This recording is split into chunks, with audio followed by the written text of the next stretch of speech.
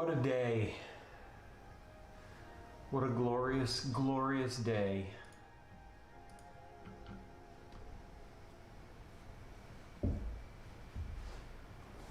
What's up, kids? It is 8 p.m. Eastern. It is Friday night. It is not a night that we would normally have a stream. And we're going to do it anyway, because everything about this just kind of makes me happy. I love playing with the Lego. I need a drink. So I think that's what we're going to do tonight. We can do some Ask Me Anything along the way. If you've got questions about the Legos, if you've got questions about tennis shoes, VMware, VMworld, Azure, Microsoft, TikTok, apparently. All sorts of fun stuff that we can talk about. That's what we're going to do. We're going to build Lego. We're building the UCS Star Destroyer. We've gotten through 6 bags of it. We did kind of a quick test stream last night to make sure that everything was working after the lightning strike we took last week, and everything worked great. So I think I'm just going to build Lego until I feel better, which seems pretty great. What's up, Dan? I think it's just kind of coronavirus related in general. Want to take the kids to somewhere, anywhere, to get them out of the house before they've got to sit back in front of Zoom meetings for 6 hours a day and go to school, and it just gets complicated when there are other people involved, and makes it a lot more challenging than it needs to be. So I think just kind of a combination of, one of those days and then kind of the best laid plans getting thrown sideways at the last minute.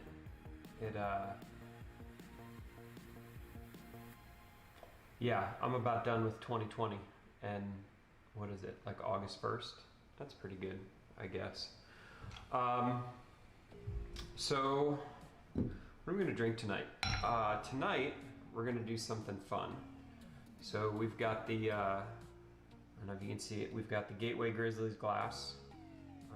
Gateway Grizzlies were the Frontier, I don't even know that they still exist at this point, were the Frontier League franchise that was it was just over the border on the other side of East St. Louis. And my brother played there for a couple of years, got a bunch of cool glasses from there, and we're gonna make something fun. For those of you who haven't seen the hard seltzer, but the hard seltzer lemonades, I don't really like the hard seltzers, but the lemonades are actually pretty good. And I was on a Zoom baby shower the other day, and Kylie Robeson, who validated everything that I thought about Truly Lemonade. At some point in the conversation, I don't know if it was her that asked or someone else in the conversation asked, what happens if you were to mix Tito's with Truly?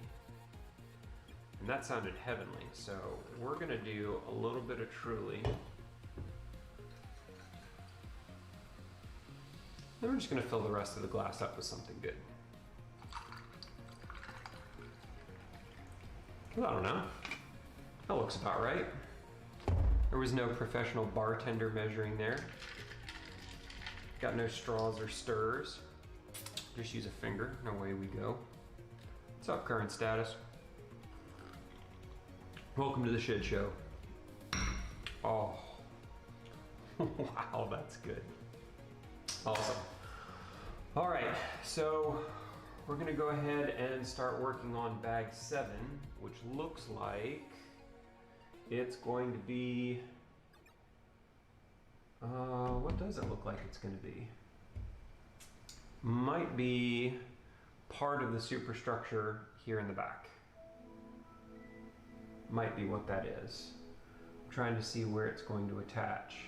Like it may just attach down here to the frame and then angle its way up in the back, but the bags are not too bad.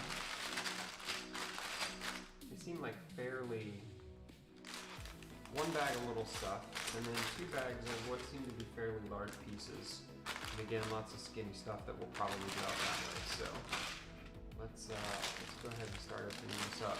And I'm game for anything that y'all want to chat about tonight. It's been a while since we did a full-length stream. Like I was saying earlier, I took a lightning strike near the house. I guess it was last Tuesday, and it just messed everything up. Ironically, it didn't mess up anything on the power side. It messed up everything on the network side. The lightning apparently came through the AT&T fiber connection and messed up all sorts of stuff. So this is the first stream that full stream that we've done in a while now that everything is back up and running. So we've got all sorts of stuff to talk about. We've got work stuff to talk about. We've got, for those of you on the IT industry side, we made a few big announcements here over the last 10 days or so about putting together a kind of a community-driven event parallel to VMworld to kind of help everybody out that's struggling, whether you've been laid off or furloughed or looking for a new job in the middle of all the rest of this pandemic shit. We're working on putting together a community inside Discord that we've set up to focus on bringing that community stuff that we would normally get in person wherever the event is going to be, and bringing it to the remote version of what's going on. And it's been really cool to start getting it set up and to start talking to some of the community folks around what's possible and what we can do and how we can try to bring a little bit of normalcy to some of this stuff. And so we could talk about that. We could talk about some of the plans that we got for there. Most of you know that I am pretty ridiculously into collecting tennis shoes. And so any of you who are Air Jordan fans or Nike shoe fans in general, we've got plenty of stuff that we can talk about there. The pandemic has made it hard for me to say no to some of the more ridiculous purchases that I've pulled out here over the last few months. So we can talk about that.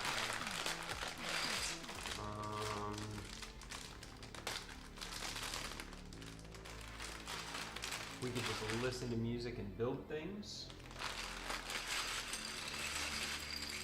We can talk about Azure. Talk about Microsoft buying TikTok. I wish I could say shoe investor, Dan. I do. And there have been a few pairs that I've gotten offers for that I haven't been able to say no to. So there are definitely a few pairs that I've sold. There's probably more pairs that I've given away, given as gifts, that sort of stuff. But I feel like when there's nothing but red ink on the balance sheet, it's hard to call yourself an investor. I'm an addict. I'm a collector. I like seeing big long lists of things and figuring out which of them I can get and which of them I don't have yet.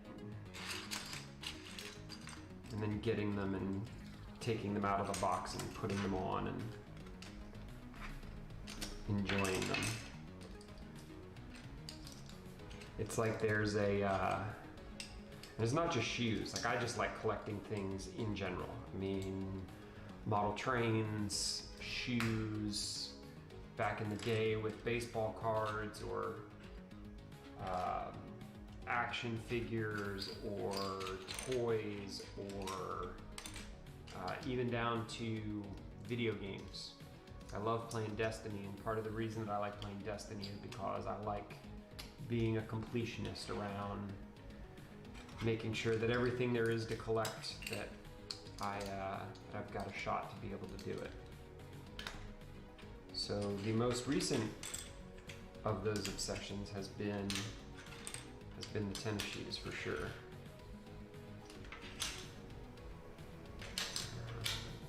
4 and 4.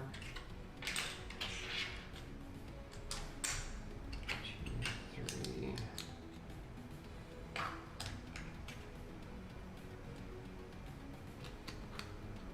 Alright, another bag of little stuff that we're just going to dump here with the rest of it. Like that. Is that music level okay? You kind of hear it in the background, but not necessarily having to yell over it or anything like that. It's a entirely new PC that I'm using to stream everything here. So the levels are always something that I'm curious about. So if any of you out there could throw some feedback in chat just around the audio levels, both with me talking as well as the music that's in the background, that would be awesome. So many green pieces. Okay, I think the rest of those we can probably just spread out. Good level 4 music, awesome. Awesome, okay, so I think we've got everything reasonably well organized here. We'll push this over and I'm gonna push this over this way.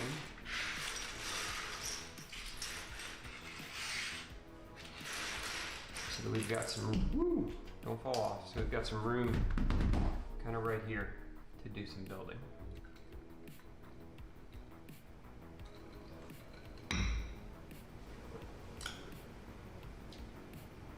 All right.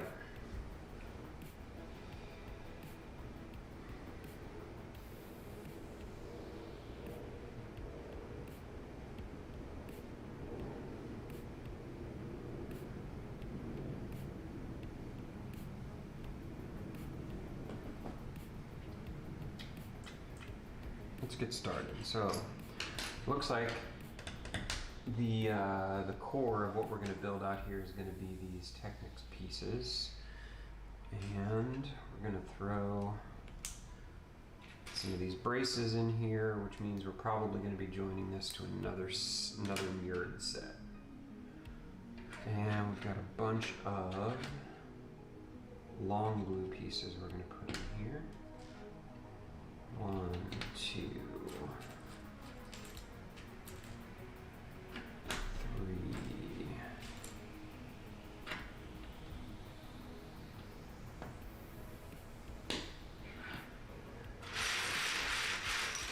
Yeah, I'm trying not to go too ASMR on everyone. Like, I don't need everybody freaking out about that on me.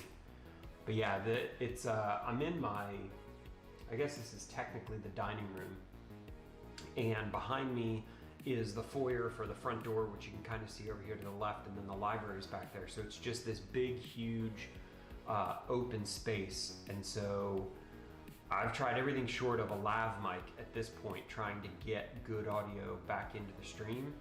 And so what we've done, like the setup that I'm using right now, is the overhead camera that's actually getting this shot here has a shotgun mic attached to it. And so I'm taking the audio from the camera that's going through the cam link and then using that as the audio source, and then kind of piping the music in the background.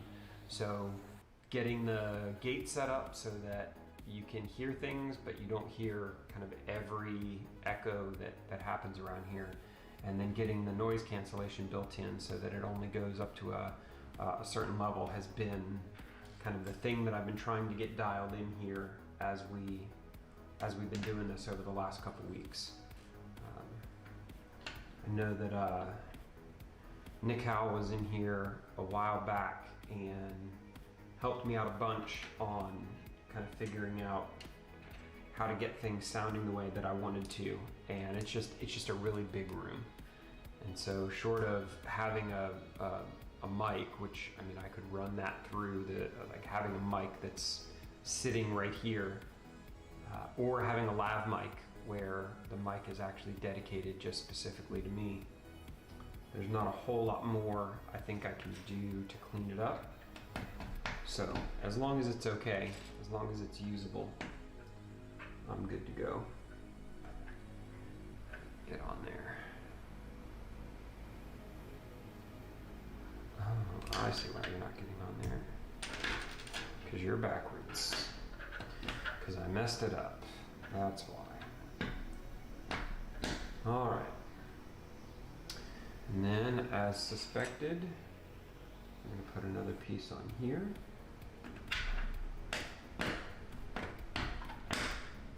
Alright.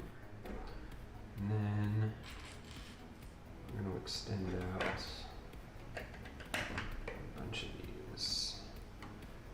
Here's one.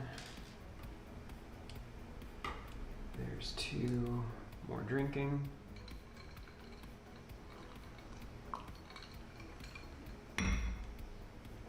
Oh, that's so good. So good. 1, 2, 3, 4, 5.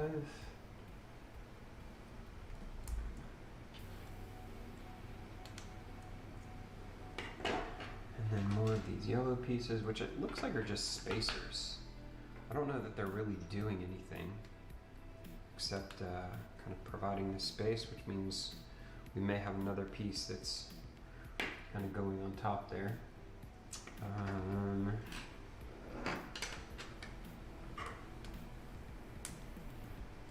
there, and a whole bunch more of these. 1, 2,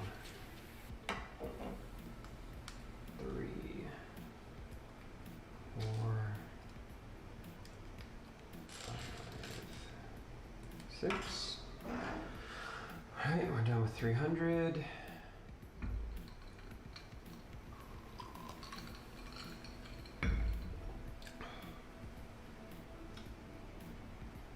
So, has anyone out there in chat, Dan, current status, have you guys used TikTok at all? Because I'm old as hell. There's only so much social media that makes a dent with me anymore. But working at Microsoft, apparently it was all the noise today around Microsoft buying TikTok or being in discussions to buy TikTok, and I'm like, damn, wasn't TikTok like a Chinese data exfiltration app like 2 minutes ago? And then saw that apparently the Orange Cheeto has decided that the company has to sell its US operations, which is the only reason that any of the discussion is even happening. And I just realized like there's so much to unpack there. Like, I don't know how I feel about companies being told they have to sell things. I mean, if something is a security threat, then kill it. It dies, it goes away. I mean, and it's fucking TikTok. Like, this is not a national asset. This is not something that if it goes away, the world is a less secure or peaceful place. Like, if it's a bad thing, or if it's being run by bad people, okay, then make it disappear. But this idea of we don't like what they're doing, so we're gonna make them sell the company, that just feels kind of weird to me. Makes me wonder, like, have we done that before? And I know that there's companies that we've said, you know, we're not gonna let you bid on things for government contracts or things like that. But I don't know that I remember a whole lot of instances where we just said, no, you've got to sell your company because reasons. I don't know. So that part feels weird. Like if it's a bad company, nuke the company. Like if they exist to do bad things, do bad things. Was it the government that told Donald Sterling he had to sell the Clippers? Or was it the group of people that own the other teams in the association that he belongs to? Because while your point is noted, it feels a little bit different to have the government come in and say, you've got to go sell something.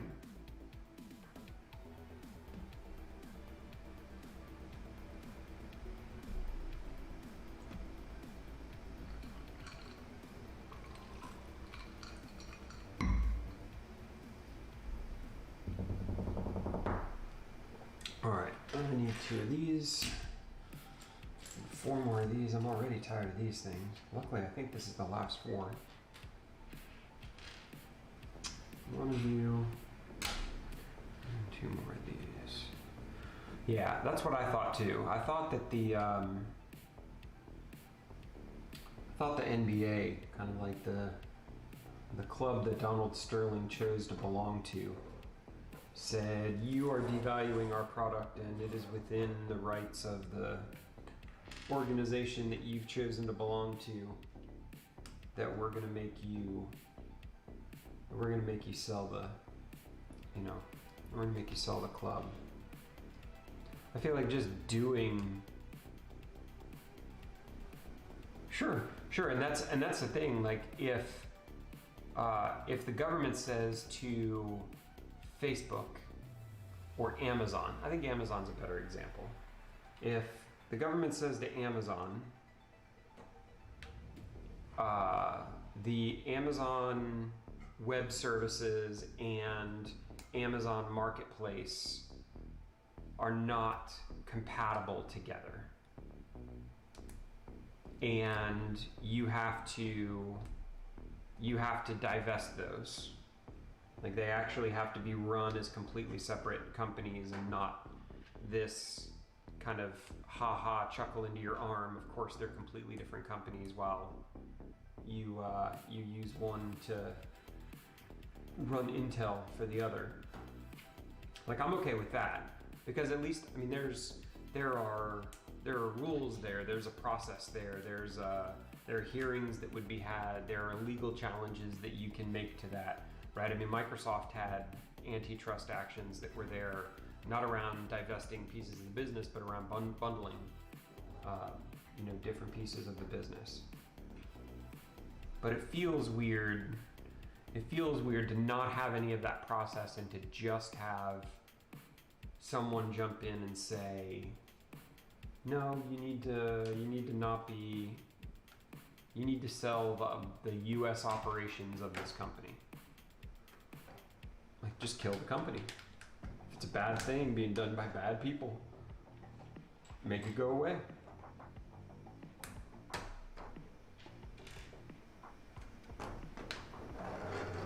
I mean, it's TikTok. It's not going to hurt me.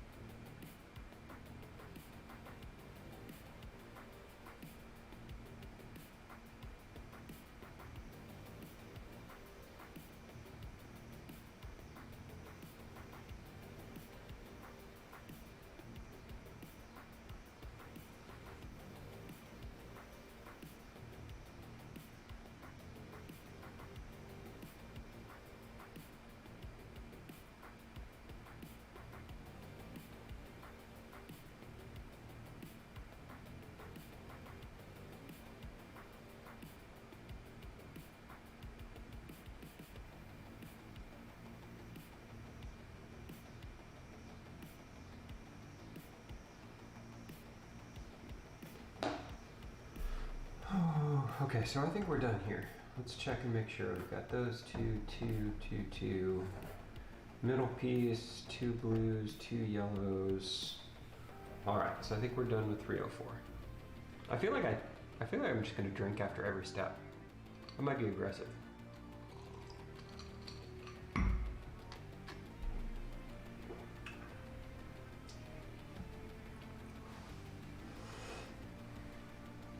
All right, now we're gonna flip this over, and it looks like we're gonna double stack a bunch of these green pieces.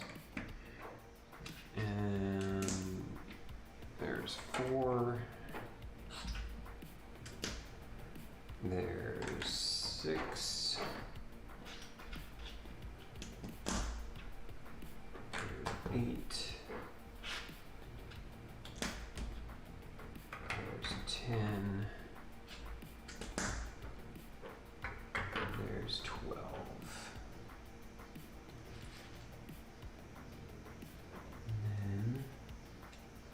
Oh, okay. So it's the little blue axles that are half axle and then half the cross piece.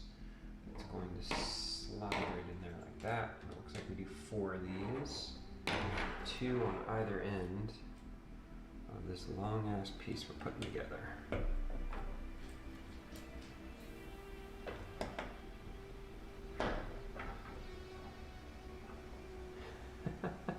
So, here's funny. My watch just sent me a note saying, you hit your goal. That's 10 minutes of fast-paced activity. I don't know if it's looking at my heart rate or if it's just looking at the fact that I was kind of moving my hands and putting stuff together, but that's kind of funny that the Google AI thinks that was 10 minutes of hard work when it was 10 minutes of building Lego. Because if that's an exercise plan, I'm in. All right, so we got 1, 2, 3, 4, 305 and 306 are done. And now we've got a little side quest. So we'll kind of scooch that out of the way. One of you. One of you.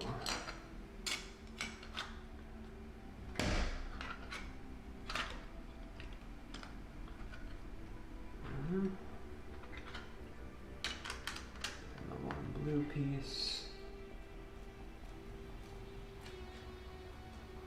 And a couple of these guys.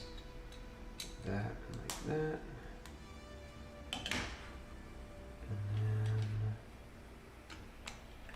one gray piece. Alright. And now we've got more of these. 1, 2, 3, 4.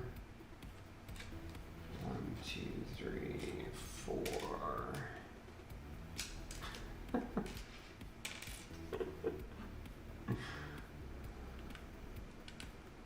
It's too early to give that the inappropriate response that it deserves, Dan.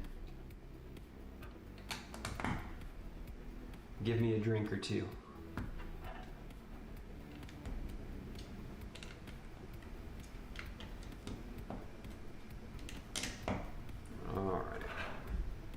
Like that. Like that. All right. So that's what it wants out of us. We've got everything that's on there. And then the whole thing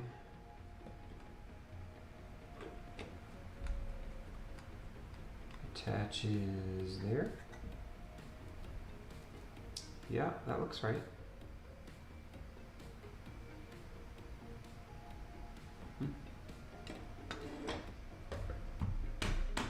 Okay, that'll do.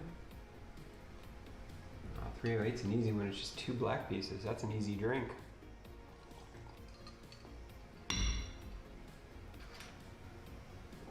Let's you.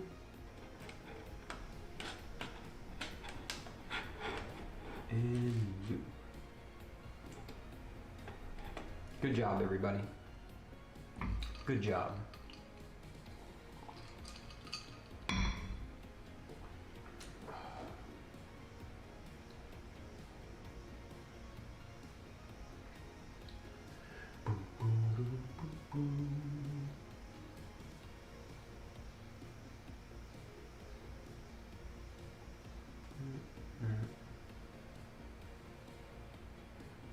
Alright.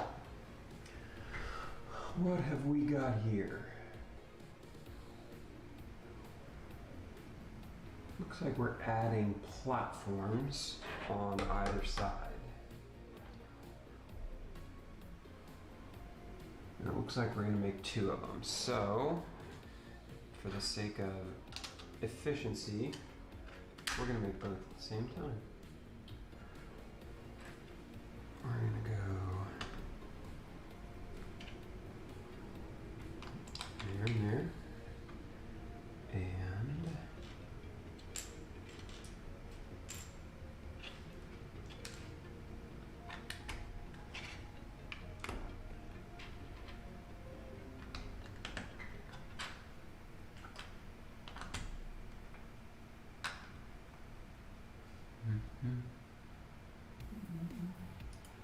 what was that just yelled at me on the screen?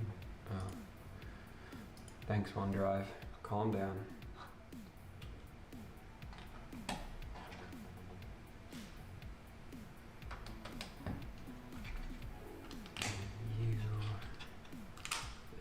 You. And then 4 more. 1, 2, 3.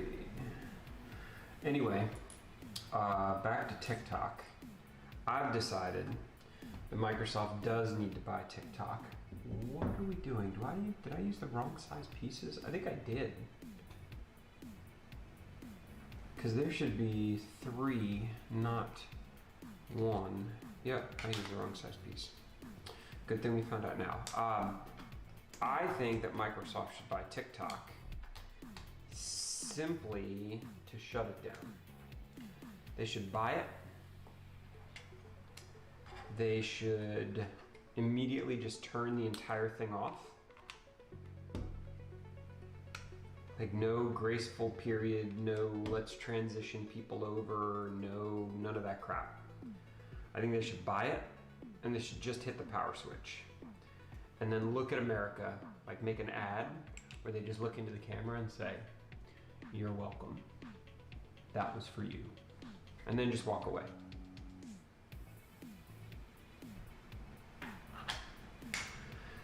Yeah, I mean, we could have a bigger discussion around kind of social media platforms in general, and you know, we've done text-based and video-based and friend list-based and opt-in and opt-out and ad-based, and like we've got all these different models. So I know lots of people who were super excited about Vine and then had it disappear on them. I guess the bigger question for me is, with TikTok, was that it looked like it was just a terribly, not even an insecure app, not an app that had some vulnerability or security issues, but an app that was specifically designed to do bad things, specifically designed to collect data, specifically designed to be a shell that you could use to launch executables. Like some of the reports that I saw just about the app itself and what it was doing and where it was sending data, and there were all sorts of talk about like, is it sending data to China? Is it like whatever it is? Like it feels like there was a whole lot of stuff there that even outside of the TikTok platform made me wonder, like, what the hell's going on here? And so outside of just social media strategy, and this says we need to leave a gap there, so no, there. Outside of just social media strategy, the question becomes like, what are we doing?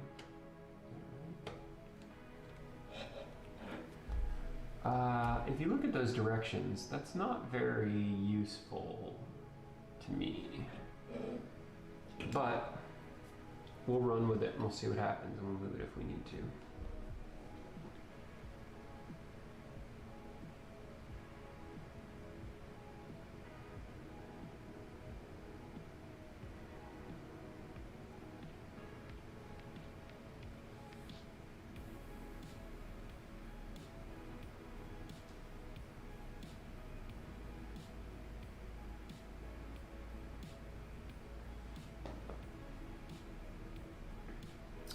And it looks like we're going to make a couple more platforms.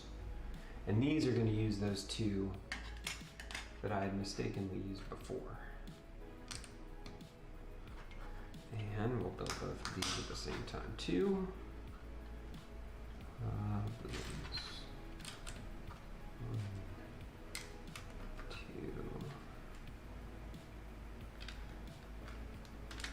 2, 3. So if that's true, if TikTok is just an app that is exfiltrating data or making it easy for bad people to do bad things, I feel like Microsoft could get the press bonanza of a lifetime by buying the company at whatever, you know, I mean, it's not like they're going to get a whole lot of money for it, considering it is a government forced sale. So, you know, strategy and everything else aside, if Microsoft gets a price on it that they can't say no to, whatever, pull the trigger. I would just, as this gigantic company that, I mean, the TikTok revenue stream would be a rounding error to a rounding error. Like, step up to the plate and just shut it down. Day one, have a press conference, have Satya go in and literally just start pulling the plug on everything. Tell America you're welcome. Those 4 IQ points that you just felt yourself getting back. That's Microsoft saying I love you. That sounds like a great idea to me. All right, this one butts right up against that. And then we need 2 of these and 2 of these.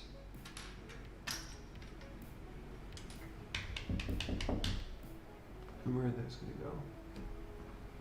On the other side. So there and there. And there and there.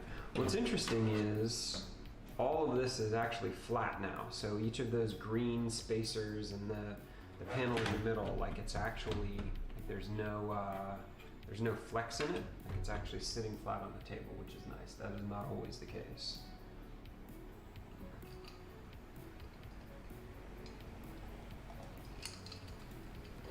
Wow, I have no idea what this instruction is giving me.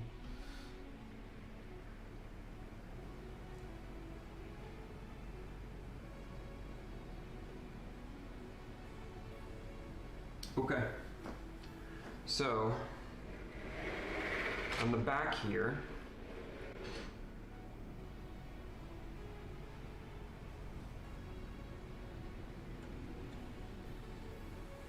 okay.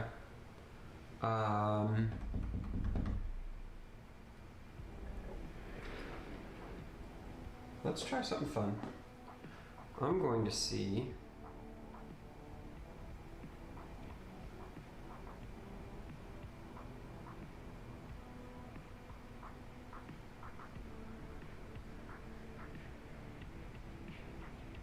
all right.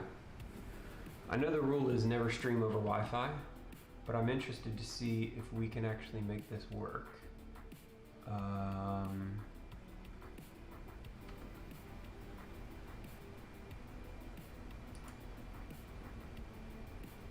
Let's see. I want an NDI source.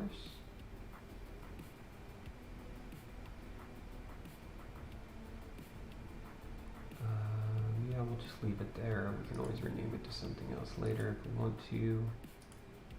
Oh, look at that.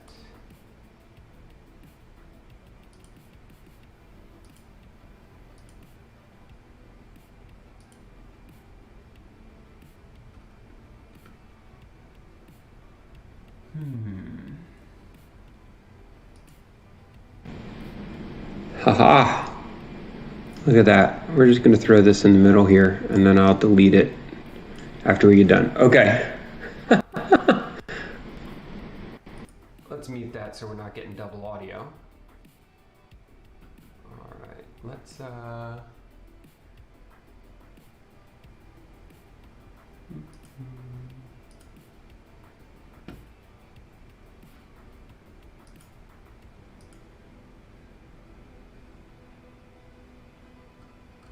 right, in chat, let me know if you can see what it is that I'm doing here.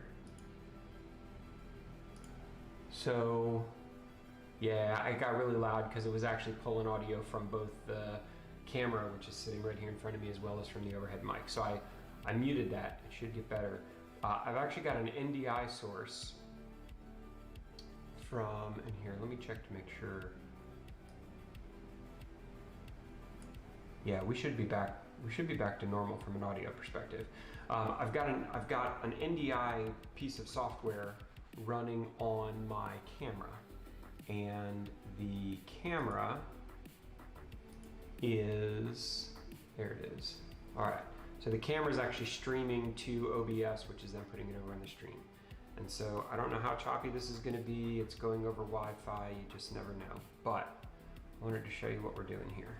So this is the back of the gear, and there are two pieces right here and right here. This one that have like they're concave. They've got an opening in the end of it that is going to snap on top of a like a trailer hitch, like a ball hitch. And then on this thing that we just built, we've got the ball hitch. So what I think is going to happen here is that we're going to point those up. We're going to attach the piece to the actual back of the back of the model, and then we're going to take those arms. We're actually going to snap them down. Like they're sitting up here like this. We're going to snap them down and try to use that as the way to keep them in place and working. Which, okay, well, if that works, it'll be interesting to see how it goes. So let's turn that off, and then we can hide you. And look at that, we're back where we wanted to be. That's cool. All right. That was kind of fun. Try new things, see what breaks. Why not?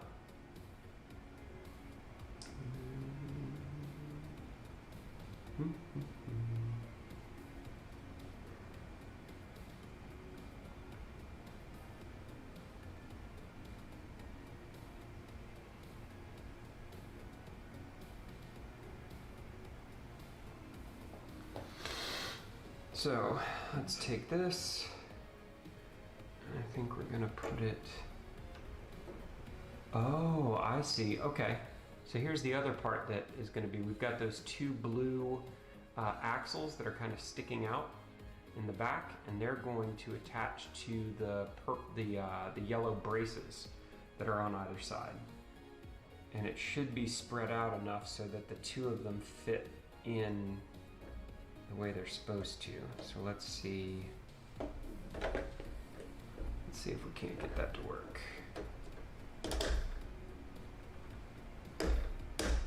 All right, so we got that side working, and let's get this side snapped on there, and then here are those. Oh, look, there's two in the middle as well. Interesting. Okay.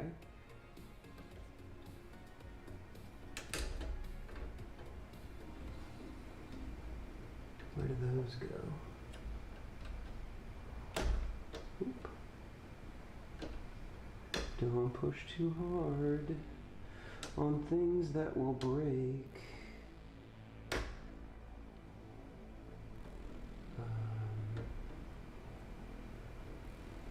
I feel like that is not where it's supposed to be. I feel like it is almost impossible to see where it is supposed to be.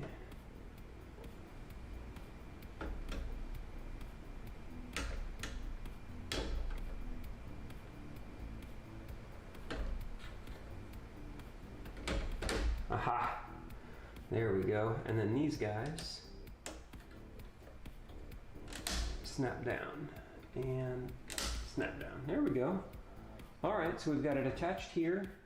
We've got two pieces in the middle. And what's interesting is it's almost a little bit bowed.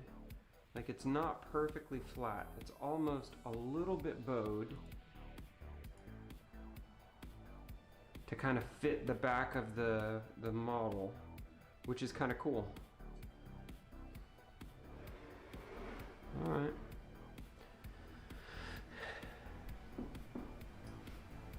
It worked better than I expected it to.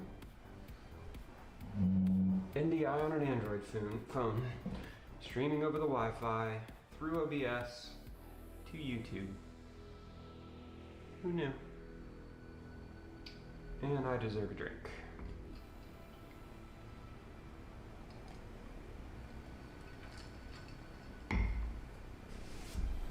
And I keep dripping. The condensation off the glass. The glass keeps dripping on the table, which is always fun. How's Twitter doing?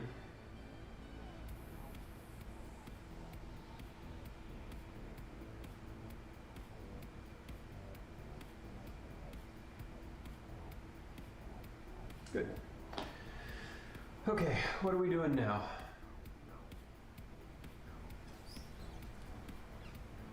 Yeah, it looks like this thing that we're building is going to attach to the piece that's already there. So let's see what happens. We need a big one of these and those and another one of those.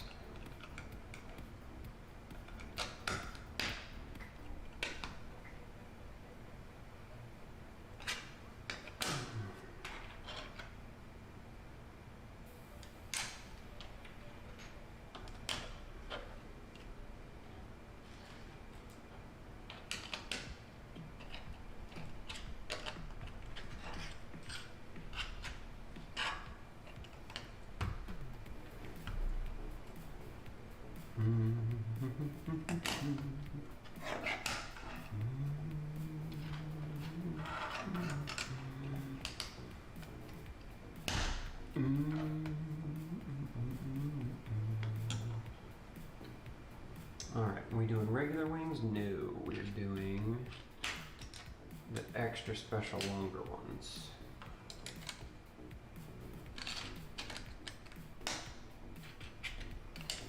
Like that. Alright, new page. Have a drink.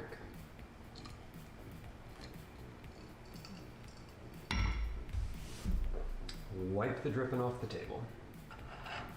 I've got 3 of these. We're gonna do 1. We're gonna do 2. And we're gonna do 3. We got 4 of these, which are gonna go 1, 2, 3, 4. 2 of those and 1 of each of these. Go that way and that way.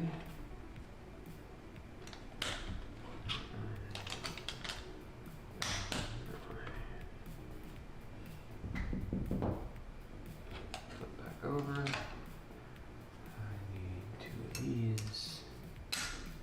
These.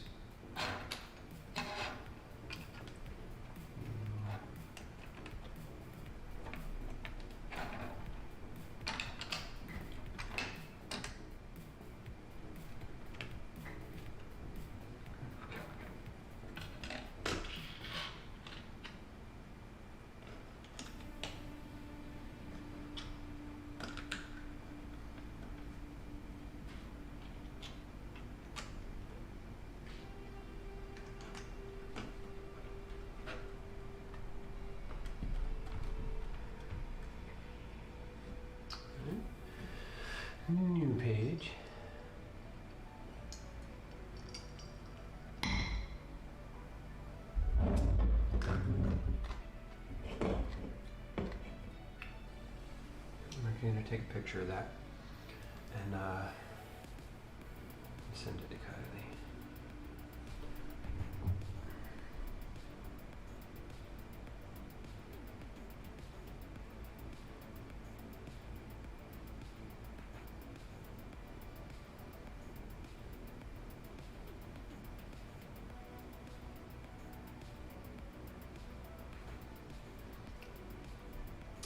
Let's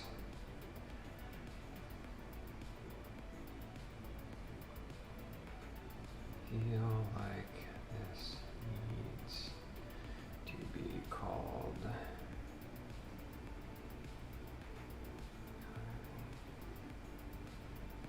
or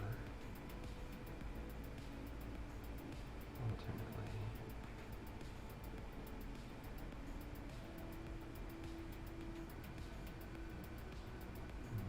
needs to get to name it.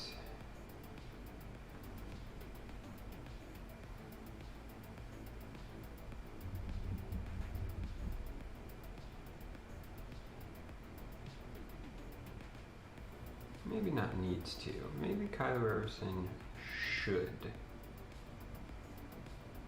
get to name it. Happy Friday. Tweet.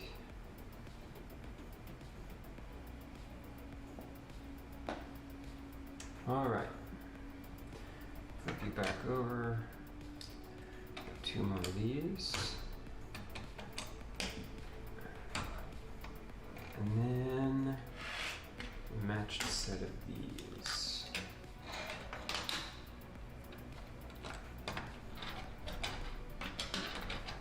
This is bigger than it looked like it was going to be in the picture. What's up, Al?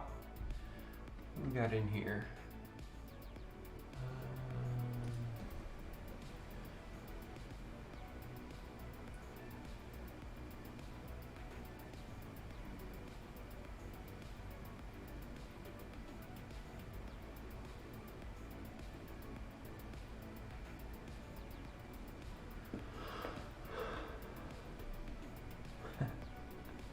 I'm getting there. We've decided every time we turn the page in the instruction booklet I'm drinking. It's making it much more fun.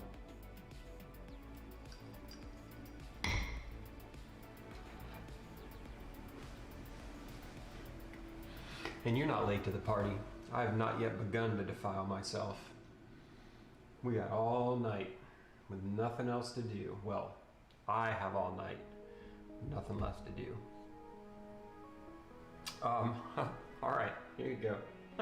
So this wasn't planned at all, Al, but I'll give you these ones. So today are the UNC AJ3s that dropped, what, I don't know, a month and a half ago? They got the blue Jumpman on the back, and my favorite part of them is the here, let's get that centered up, is the blue embroidered Jumpman logo on the front of them, on the tongue, which I think is pretty cool.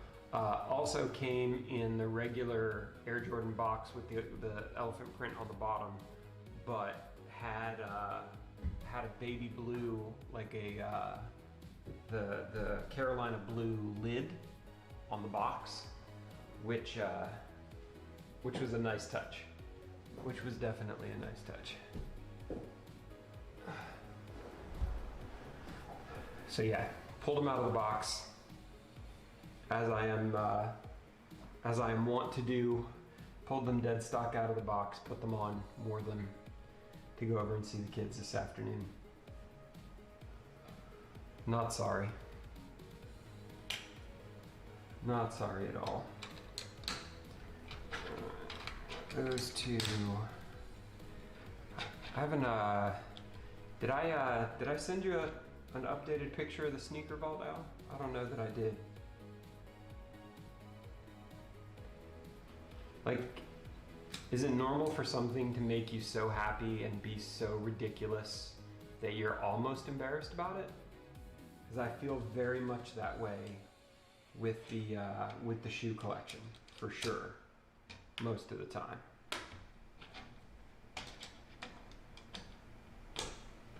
Like, that's white people problems to an extraordinary degree. Being able to dedicate a master closet or a walk-in closet in the house to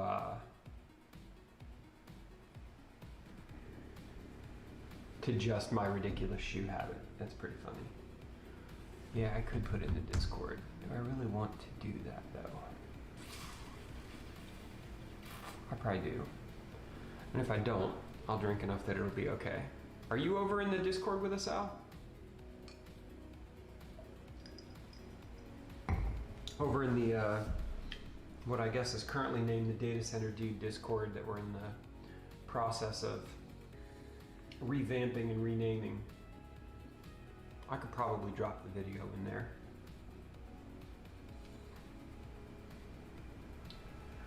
I could at least DM you guys the video.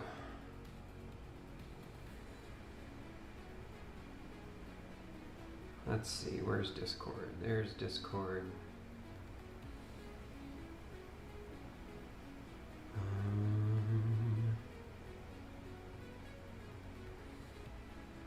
I don't even know, like, what Discord channel would that even make sense in?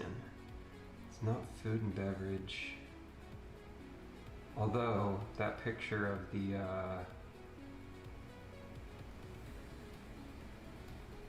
picture of my ridiculous drinking.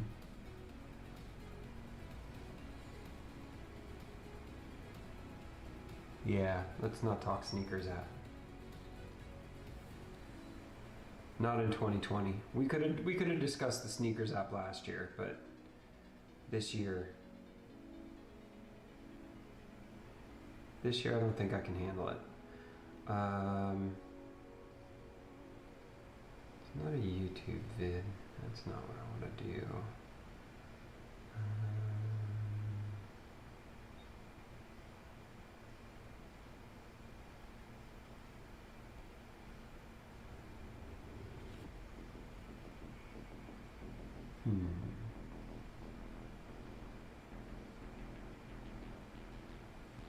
That's interesting. I can't even send you a private message without adding you as a friend first. So I just sent you a friend invite, Dan. And is Al in here? I don't think he is. What's up, Al? You're not too good for Discord. Yeah, the VMworld Discord that's in there. I don't show you in there.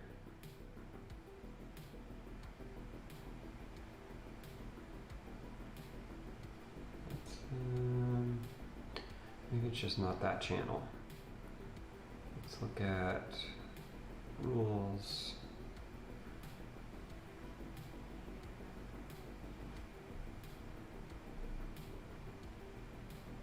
I see Dan.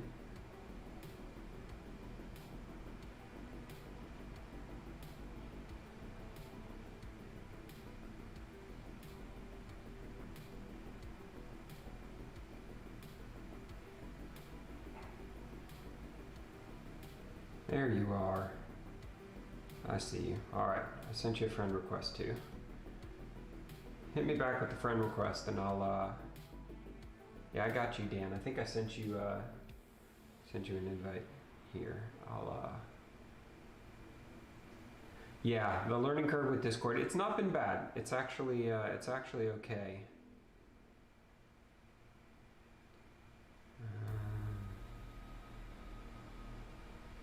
Alright, let me see if I can find this for you.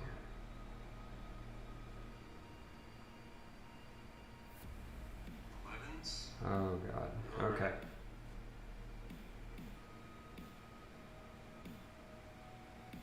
Alright, I sent it to your Twitter as well, Al.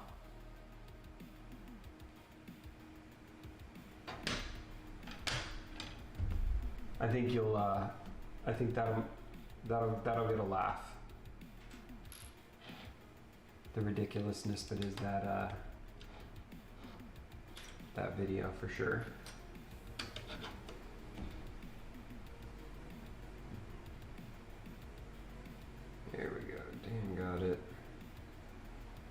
Let's see if we can send it to Dan too.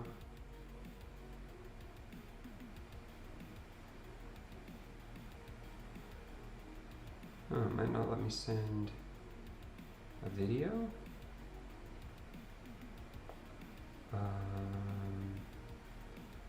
Nope, don't want to do that. Don't want to do that. Well, here's the photo version.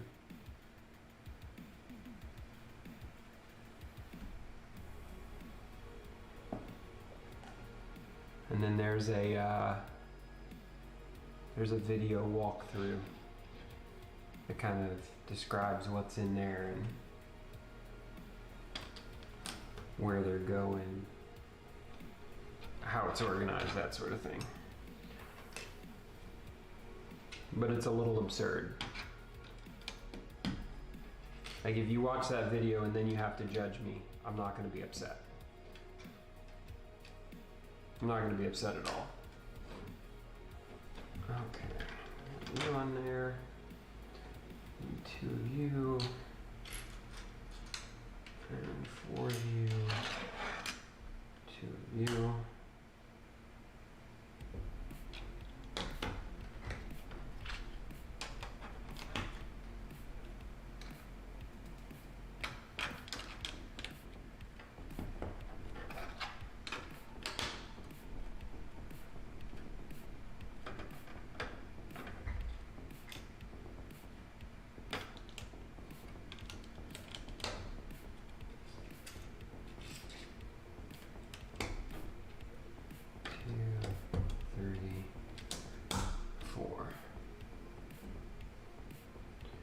Four.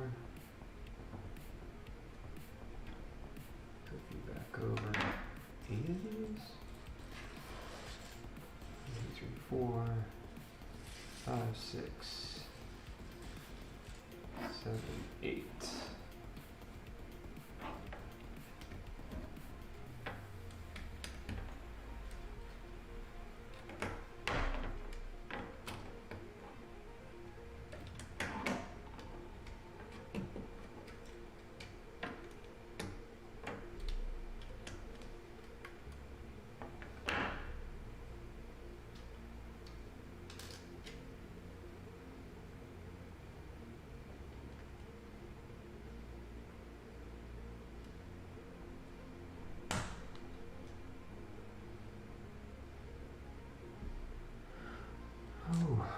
We forgot a step. We forgot these two guys who go there and there. And you go there. Yep.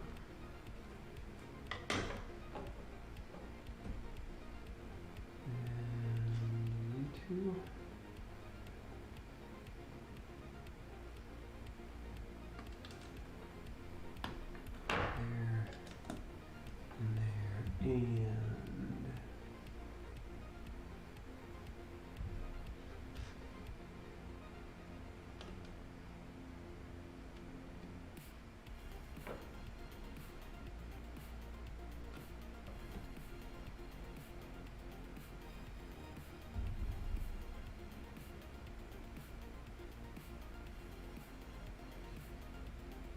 And there's a, oh, we might have done that one too far.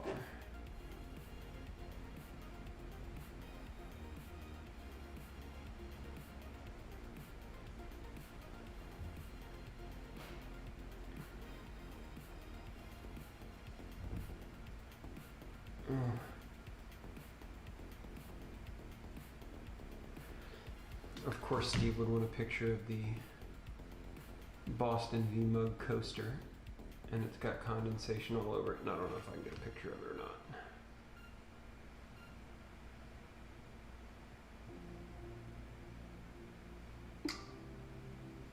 Oh, that actually came out really well.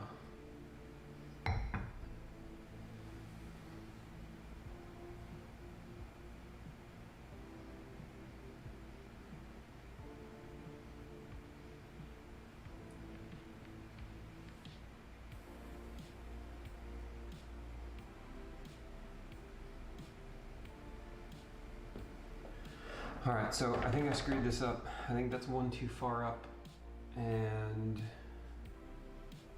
the I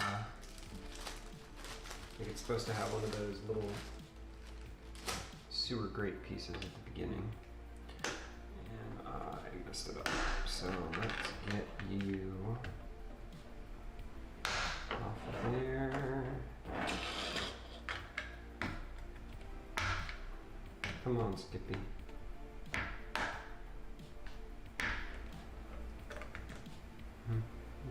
There we go. Get off of there. Alright, so I think this is there, and we put one of you in there. So we've actually got two of those. And then we've got that. And then these actually go one further back. Like that. You go one further back like that. There we go. No big deal. Yeah, we were talking about it. Earlier. There have been a couple pairs that I've gotten offers on that I couldn't say no to, but haven't really don't really consider myself a seller. Much more on the collecting side at this point. Like there's a couple in there that, you know, I picked up at retail that are now worth,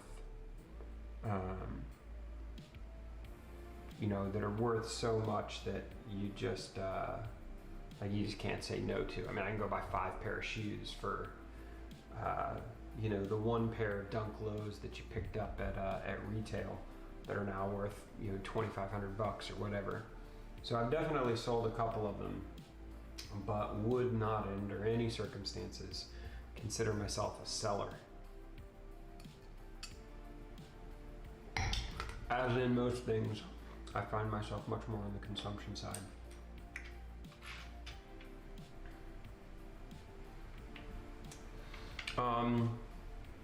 Yeah, we'll work through the Discord stuff out. You've got to go in, and the first thing you do is go into the rules channel, and then down at the bottom you hit the green checkbox saying I agree to all the rules, and then it takes you to the place where you can pick which of the sets of channels that you want to see. Like if you're just there for VMworld,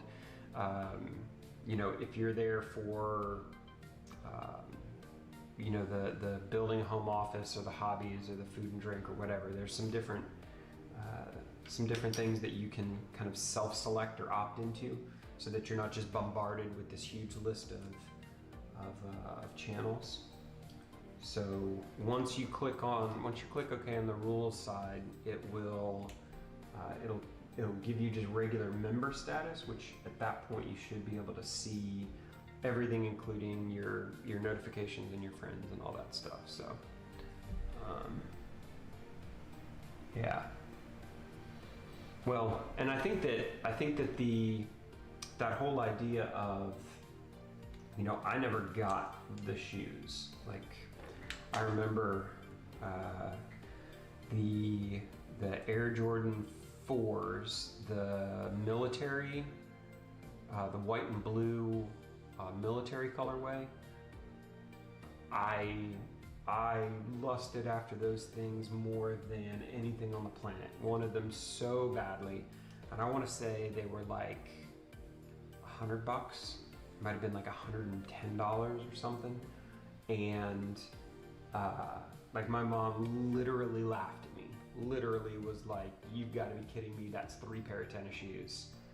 I remember her asking me, "Are they stitched in gold?" Because the idea of spending that much money on a pair of shoes to her was just, that's not what I wanted. I wanted these. Was just absolutely bonkers. So I didn't actually get my first pair of Jordans until I was in college, and I think the first pair that I bought were the cherry red 12s. And then got the cherry 13s, and still have those. Don't have the 12s, don't know what happened to those, but still have the 13s, and so that would have been 94, I guess, 94 or 95. And so that's as far back as I go with the OGs. I've got an OG pair of the 17s.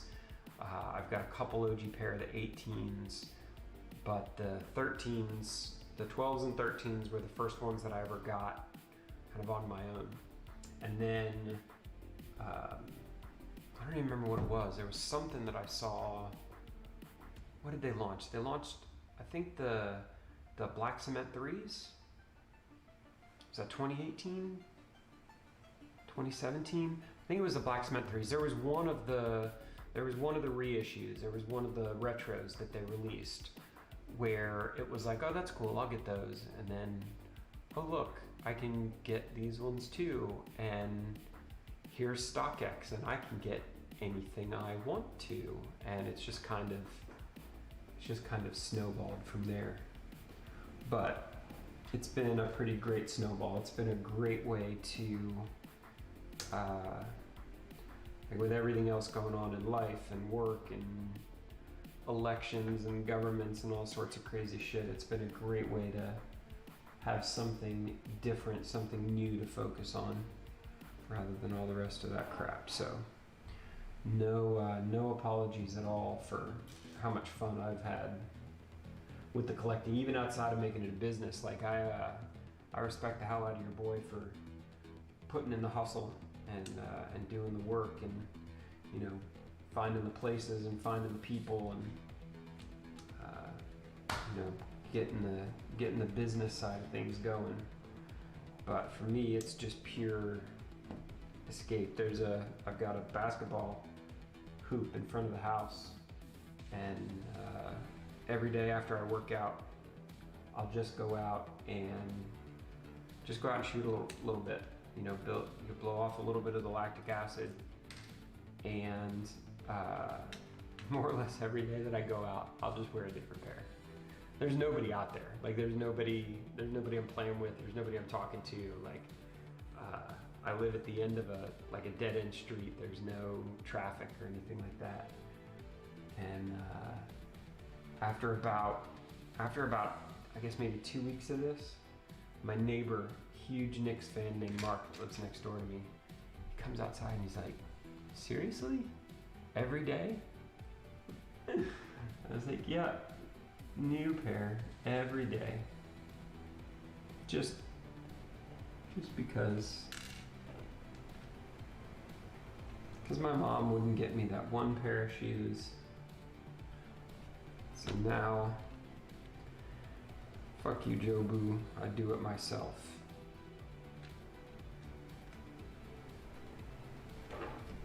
Alright, I don't think we missed anything here. I think we're done with those two, which means it's time for a drink.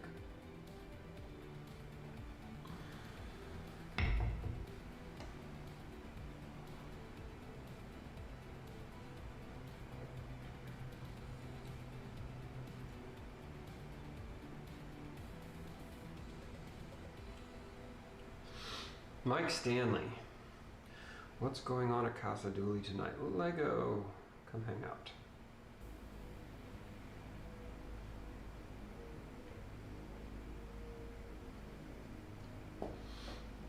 All right, we've got a little side quest. It looks like we're gonna build that onto the front here.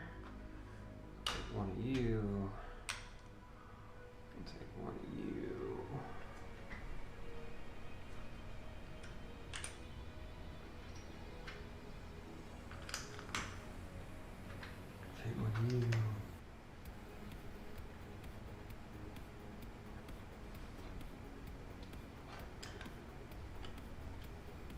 You know, Al, I can't honestly remember the last time I took a W in the sneakers app.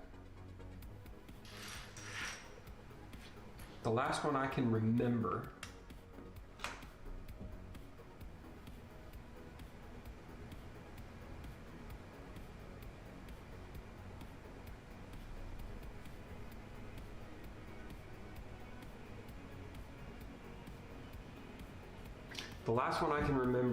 was the Paul George Orange NASA colorway, which, believe it or not, I bought while on a safari in South Africa on my cell phone. Was the last sneakers win that I got. So that's like 2 years ago. That's crazy. Yes, Steve, welcome to the chat. I buy the tiny bottle of Tito's because I found that much like gas expands to fill a room, the more Tito's there is, the more Tito's gets consumed. And so if we have smaller bottles of Tito's, I tend to not drink as much of it. At least that's my story. I'm sticking to it.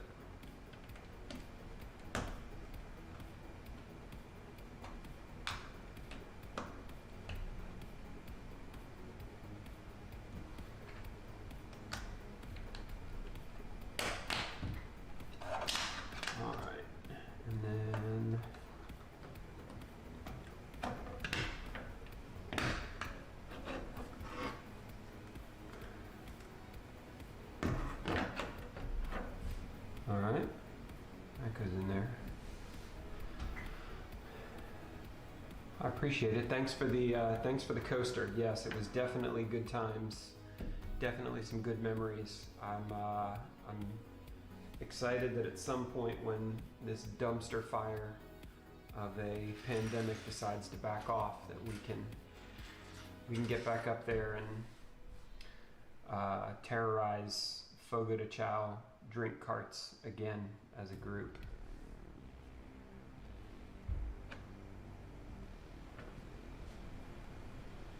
Because that's the stuff I miss. Okay, now we're going to attach this again back here. And I don't know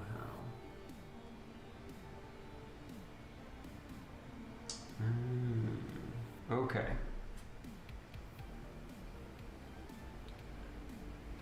All right, we're going to do this again remote TV style. So for all of you who have motion sickness, you might want to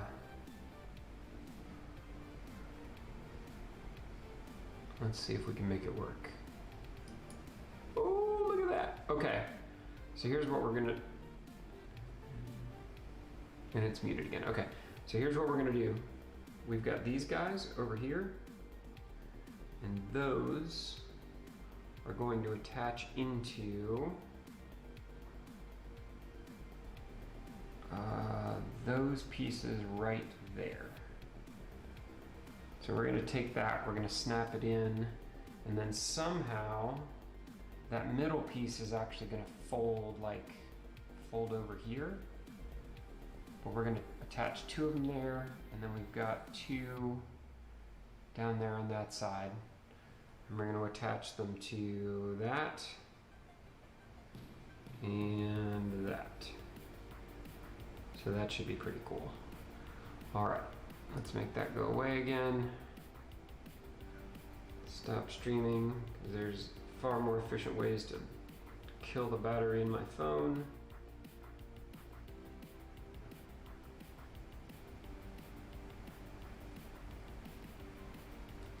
All right.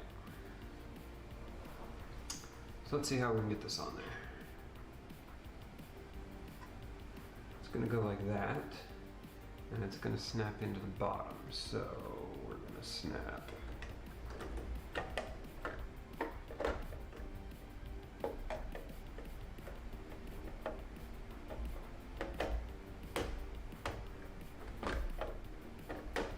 You and you.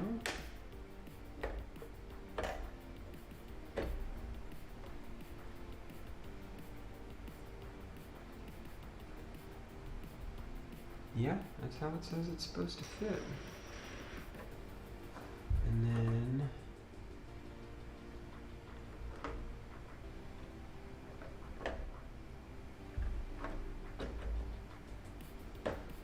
you and you.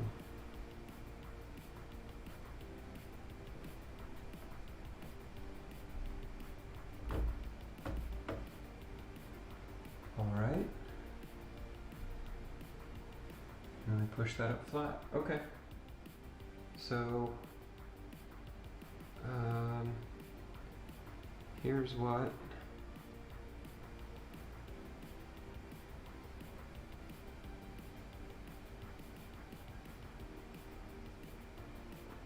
come on.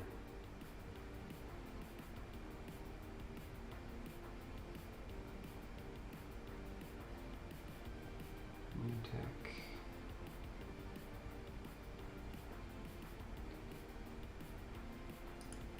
Alright. Oh, a little bit of stutter there. So here's what that looks like. We attached it here on those two pieces, and we attached it here on those two pieces, and then we took this middle piece, which folds down, and we put it up flat. So my guess is we're going to build another one of these that comes off here, and we're going to attach it there and there, and we're going to attach it there and there, and we're going to attach it there and there. So my guess is that's what we're going to do here going forward, but we'll see what happens.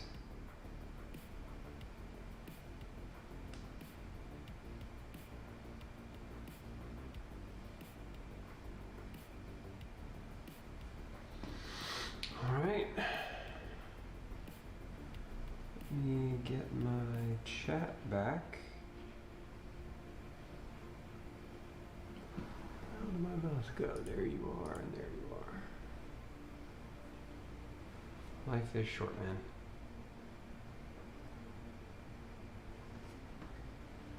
Life is short. Thanks for stopping in, Steve.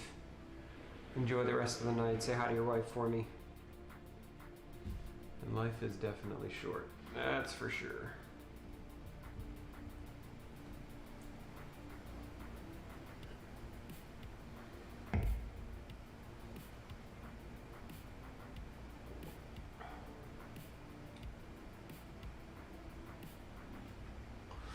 And you hit it on the head, Dan. It's never ending. There's no amount of accommodation that works.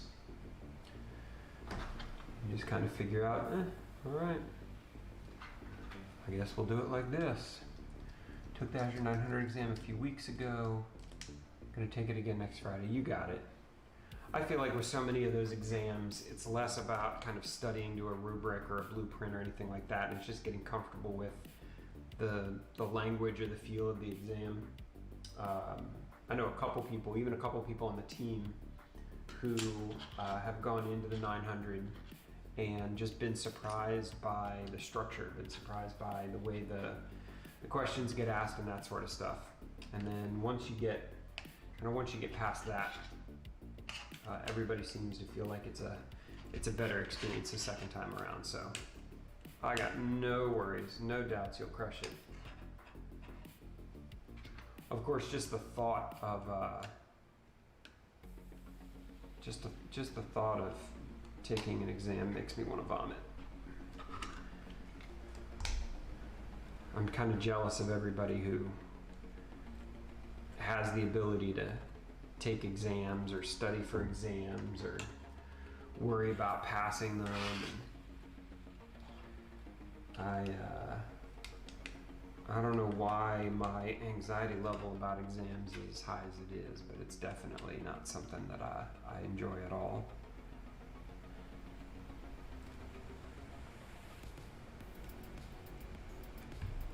Al, are you serious that in 4+ years you've never gotten a W on sneakers? Like, are you just going after the hype stuff? Or is this just like any Saturday weekend Jordan retro drop? Because 4 years, that's crazy. Like, I'll never complain again.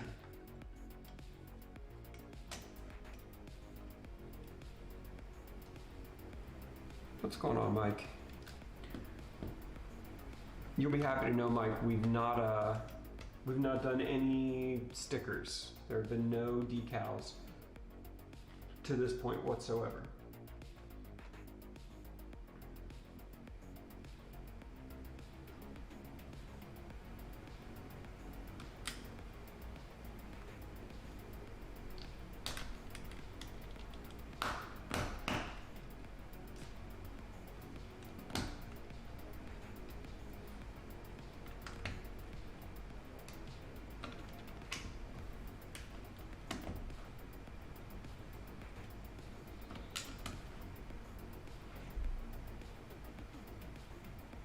I feel like I feel about tests the way you feel about applying stickers live.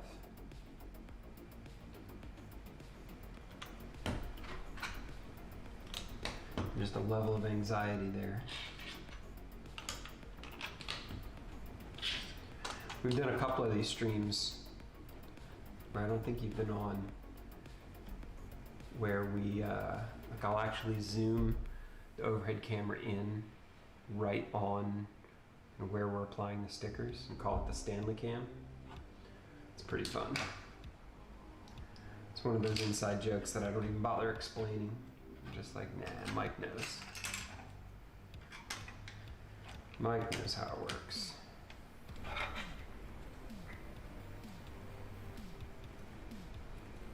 That's awesome.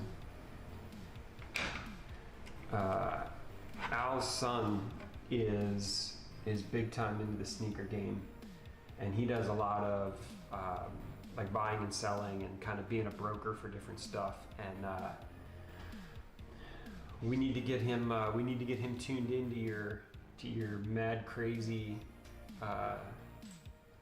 dad collection in New Balance over there. Now that you've broken out of just black and white and started moving into colors and stuff, I feel like there's a trend to be set there, and you're probably going to be right on the leading edge of it. You know, I don't want any of my peeps in the sneaker game to get left behind. So that dad shoe category is up for grabs.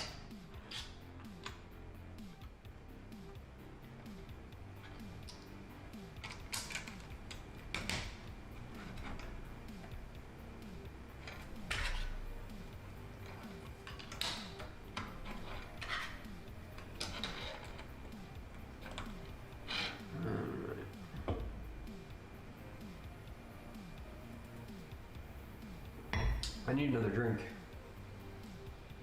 So I'm going to go put,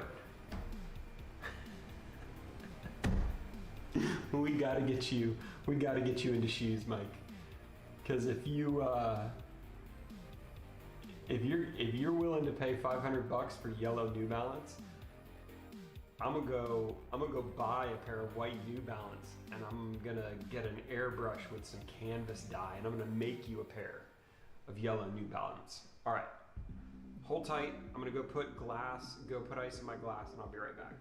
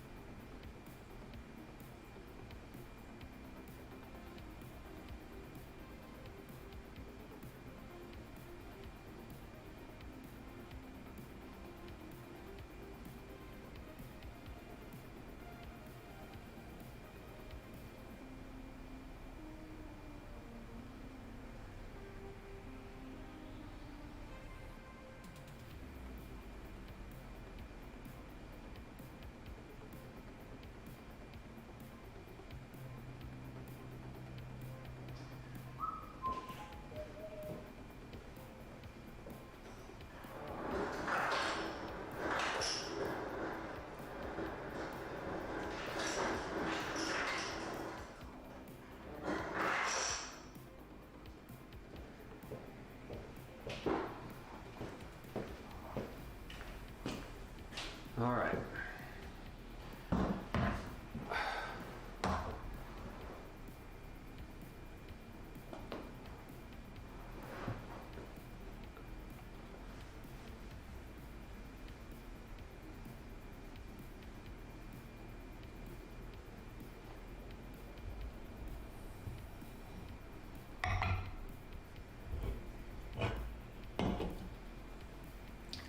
We're gonna play a game. The game is called Don't Judge My Pour. Because it's Friday and it's necessary.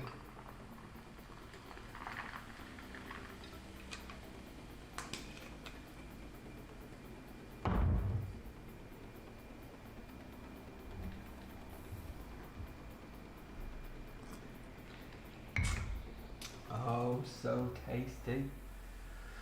All right, where did we leave off? 344. 344. 345.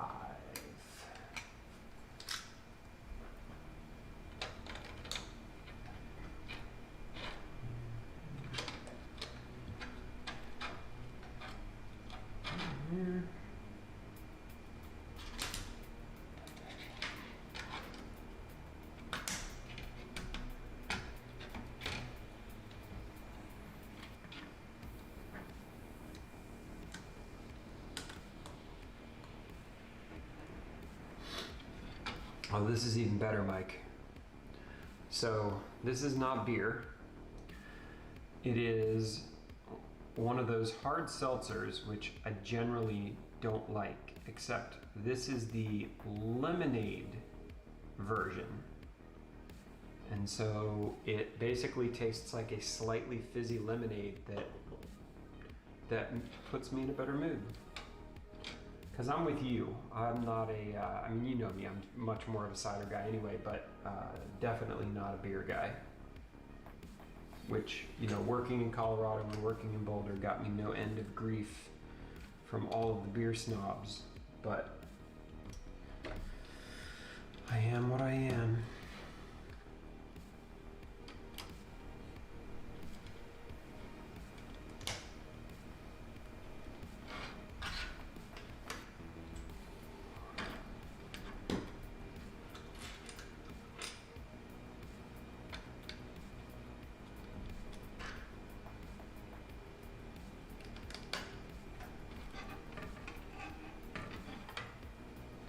Oh, did we miss those on the other one?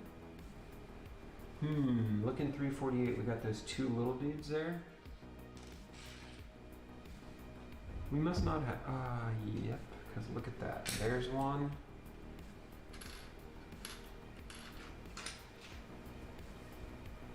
One, two, maybe not. There's only two.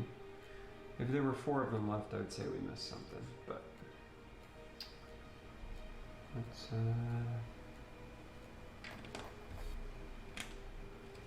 put those there.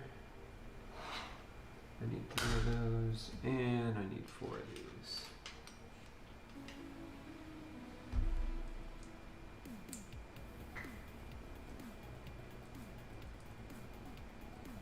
Hype stuff on, that makes sense.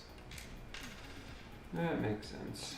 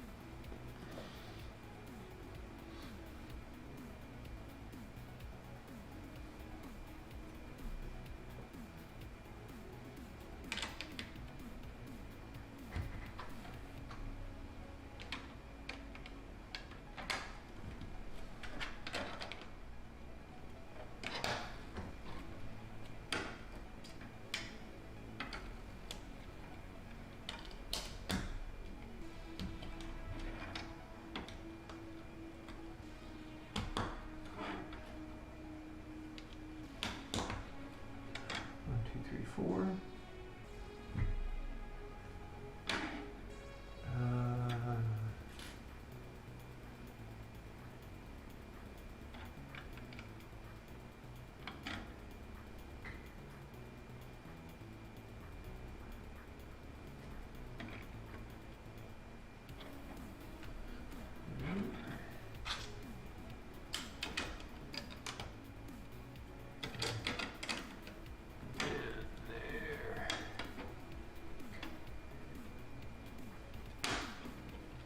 Yeah, it's good stuff. I've been keeping an eye on the Fusion Soul stuff, and there's definitely some good stuff on there. And like I said, that's just a hustle game. Like that's just a man working his ass off to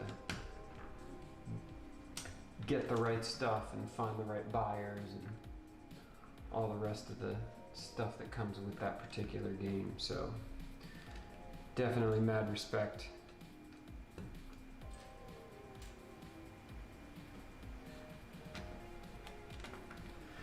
Yeah,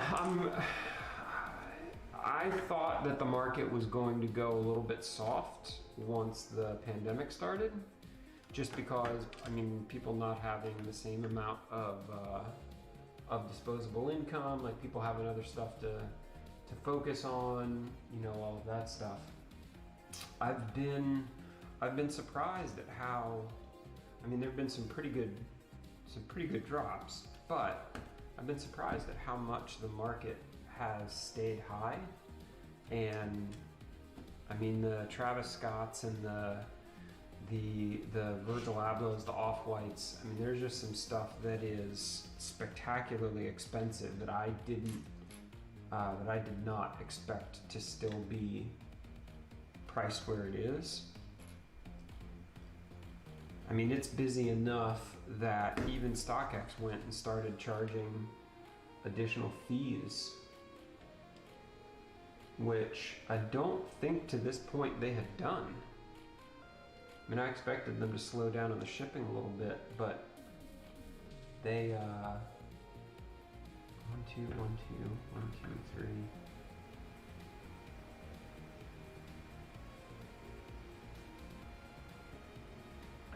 2, 3, 1, 2, 1, 2, oh, 1.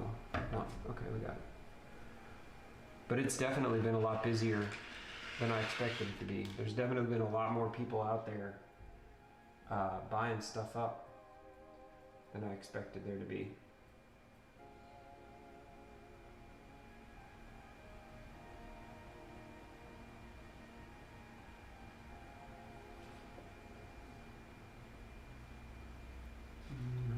Let's do one of you. 2 of you. 2 of you. 2 of you.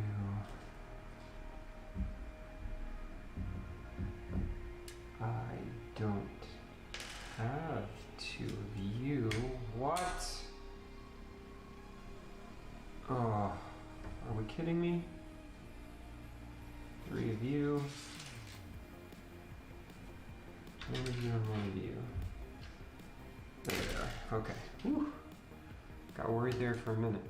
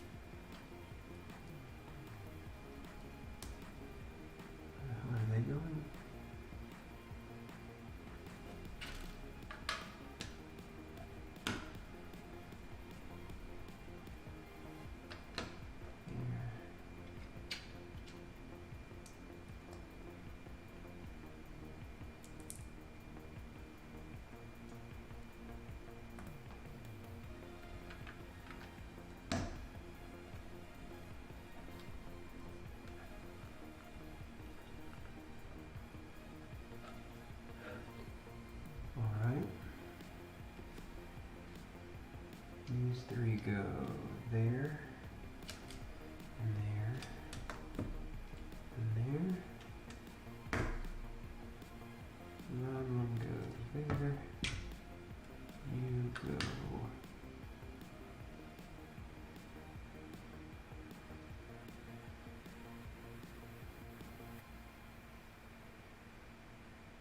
There. Flip it over. What's up, Steven? No, I don't have the Discord audio up, but there's really no reason that I can't. Let me I just can't do, like I don't want to do the audio through the computer because that'll end up being a mess for everybody. But I can open up the Discord, because we set aside a channel for this, didn't we?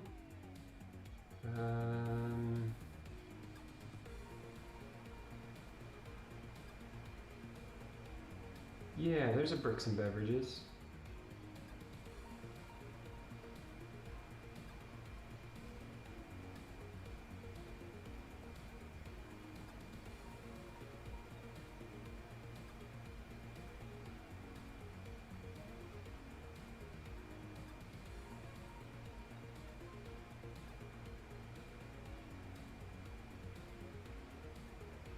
All right. Okay, I went ahead and opened up the Discord channel, Steven, and Dan, if you want to, or Mike and Al, if you guys are in Discord, if you go down to the meeting rooms, there's actually a meeting room called Bricks and Beverages, and it has an audio channel, so you can click on the audio and just use your phone or use your headset or whatever it is. But I'm gonna go grab a headset so that I can use that and not cause all sorts of feedback on the stream. So I'm gonna be right back.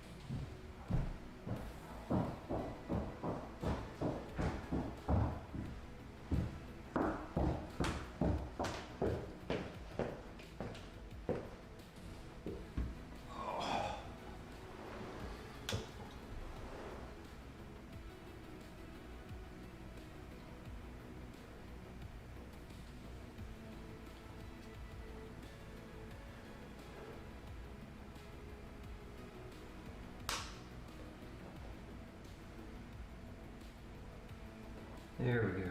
All right.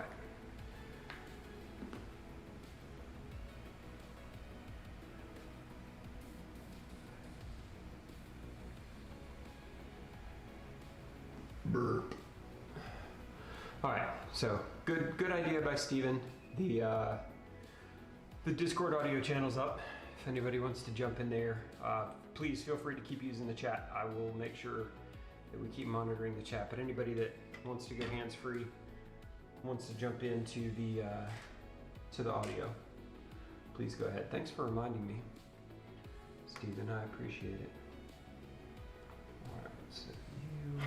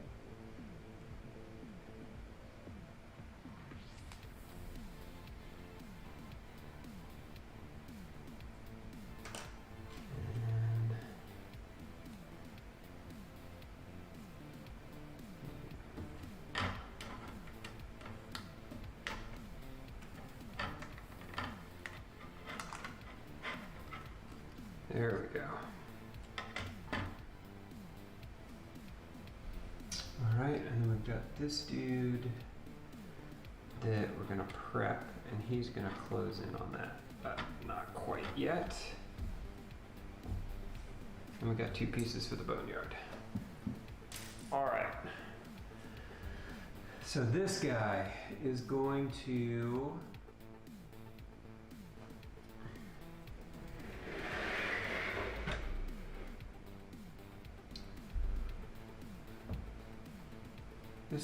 attach, I guess, through the back here. Yeah. And that's it? It doesn't attach anywhere else? Oh, I see. It's going to attach there and there and there. Okay. We should we give our remote camera a try again?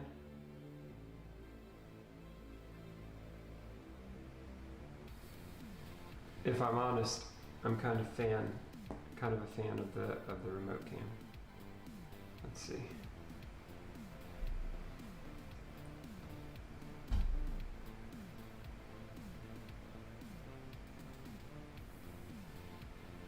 Okay. Fire you up. Ha ha. Okay. So here's what we're gonna do. We're gonna take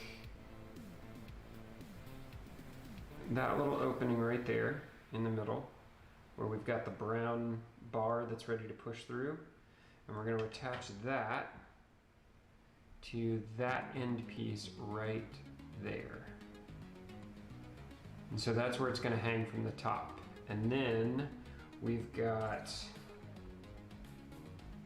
those, and those, which we are going to attach here, there, and there. So let's see if we can't get it on there, and then we'll jump back into this view and look at what it looks like after we get it on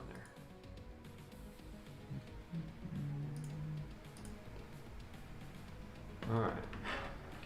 So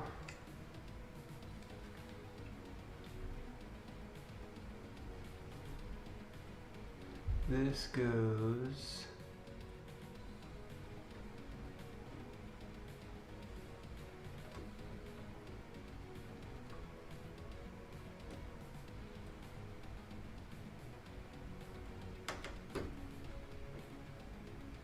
like that. So it's kind of like it kind of wobbles, but it's hanging on there. And then these two go like that. And these two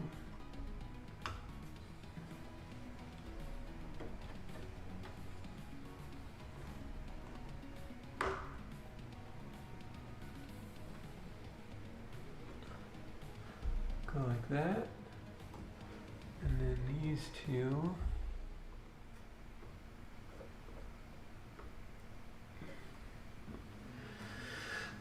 might need to stand up for this one.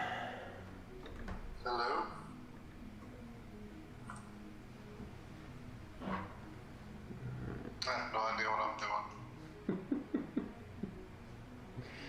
Let me get back into Discord. All right. Hey, can you hear me? Yeah, I can hear you. That's cool. It looks like for some reason it's decided to have that be a speaker instead of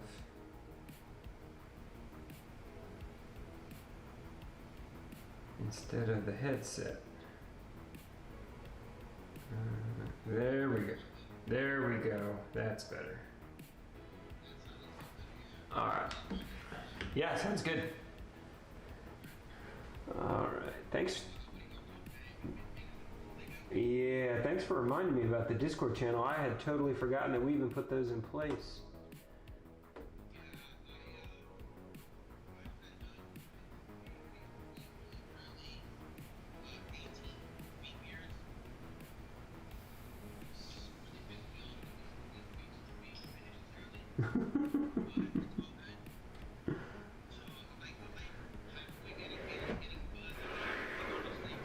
No, no, no, no.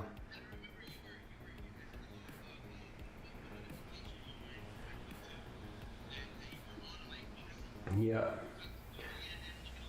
And we've just started getting crazy over here. All right, so it looks like that actually fit the way it was supposed to.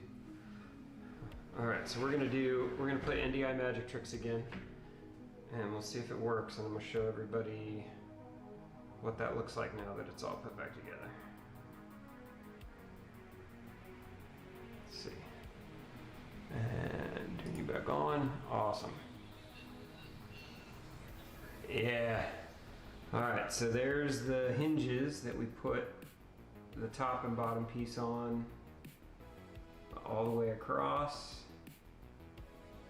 and then there's where that pin was that we just attached on the top.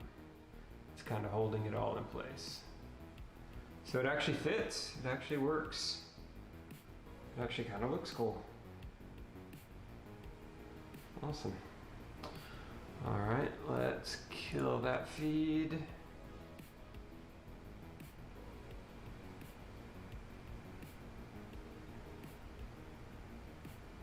Excellent.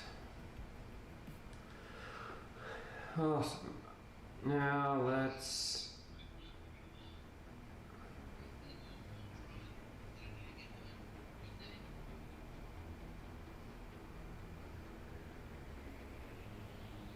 here you go. Let's do this since we're in between bags. Like we've got a little bit of bags to work on. Let's blow this up. Let's tell fit to screen. Now I have no idea how well this is going to work. None whatsoever. But let's see what happens if we turn on the broadcasting. All right, that's not too bad. Let's go on a tour. So we've got the Millennium Falcon that's over here, and that's on one of the Bricklink stands with the badass little, yeah, it's gonna stutter. I mean, I'm trying to do it over wireless, so who knows what's gonna happen, but there's the little Star Wars VIP card. We've got the new A-Wing UCS. We've got the Slave 1 UCS. We've got the Y-Wing and the Snowspeeder.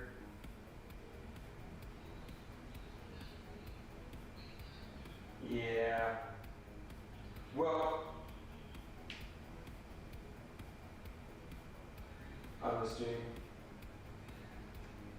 Yeah, the delay I'm getting the stream into YouTube versus what you guys are going to hear in Discord is going to be pretty significant. So down here, so that's an MOC of the Serenity. And then over here we've got the space station. And then we've got the Apollo 11. We've got 2 of the space shuttles. And we've got the Saturn V with all the little, like that was the women in space setup that they put together.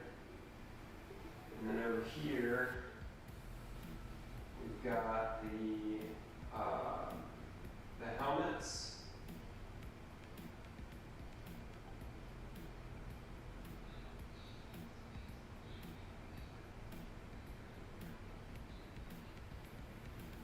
Yeah,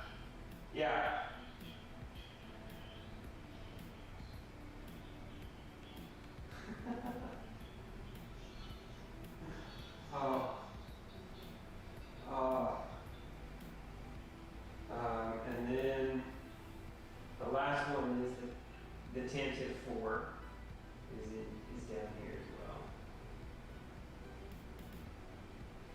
So yeah, I love the I love the library, and it's just been really good for displaying the Lego models as well. And then that counter over there in the corner that doesn't have anything on it, but those two little boxes will be where the Star Destroyer goes. So, yeah, all good.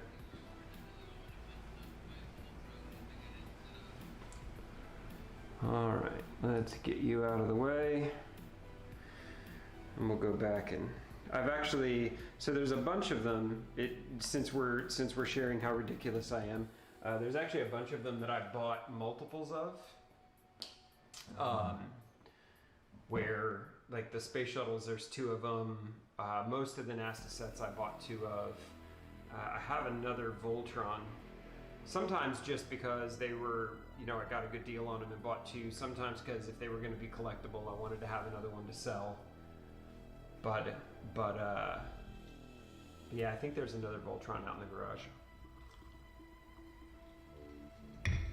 All right, so now that we're back from the tour, what do we need to get? We need to get... What are those? What is it telling me to move?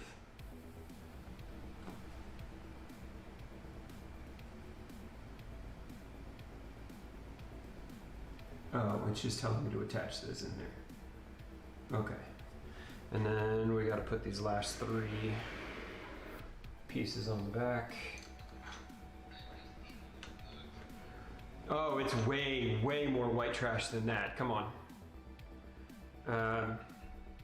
We got the truly hard seltzer lemonade with which just doesn't work fast enough. So we put a healthy dollop of Tito's in there. Because what is it that Willy Wonka says? Candy is dandy, but liquor is quicker. Works for me. All right, so we are done with bag 7. It's time to go get bag 8.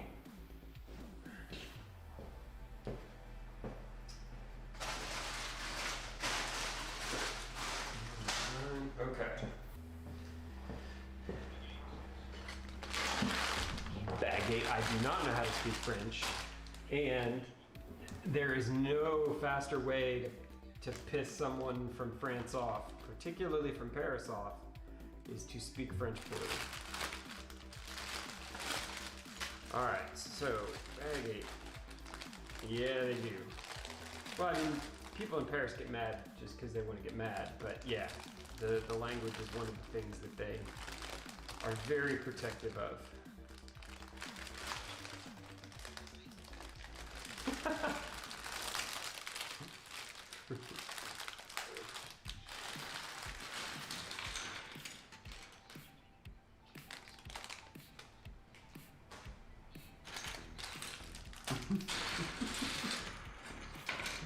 I was gonna say, who are you kidding? People form judgments before they even hear what you sound like.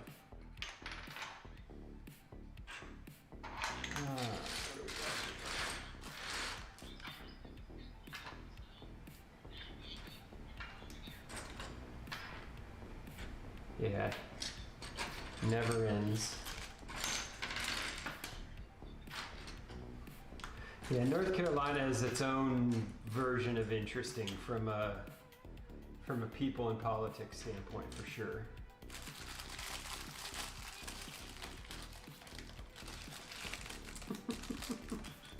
Apparently not enough.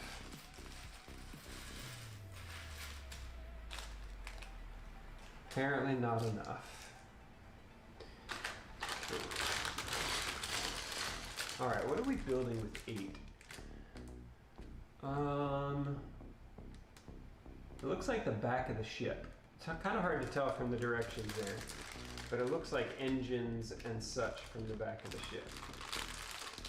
Because in addition to the bag 8 pieces, which we will just now call the French bread pizzas, We need 6 of these.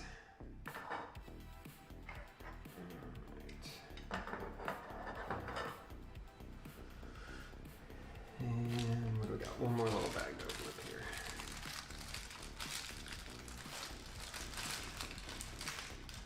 Alright, I normally do a better job of kind of organizing and laying this stuff out, but I'm feeling pretty good and I just don't care.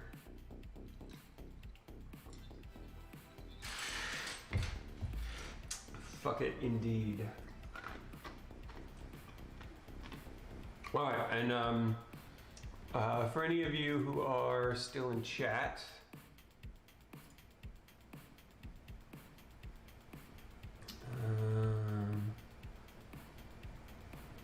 yeah, poor me. I just have books on my bookshelf.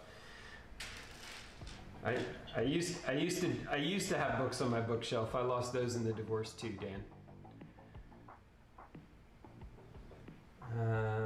Yeah. So any of you guys, who's all in Discord chat at this point? Did Al make it over? I thought I saw Al in here. Yeah. So maybe we'll see Al again. But yeah, I know Mike Stanley was in chat for a while. Any of you who want to join us over in Discord, again, I'll still keep an eye on chat, but feel free to jump in and hang out.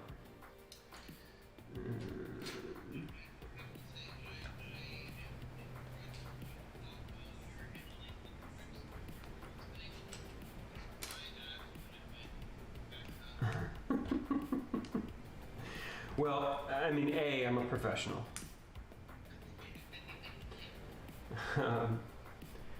B, it's funny that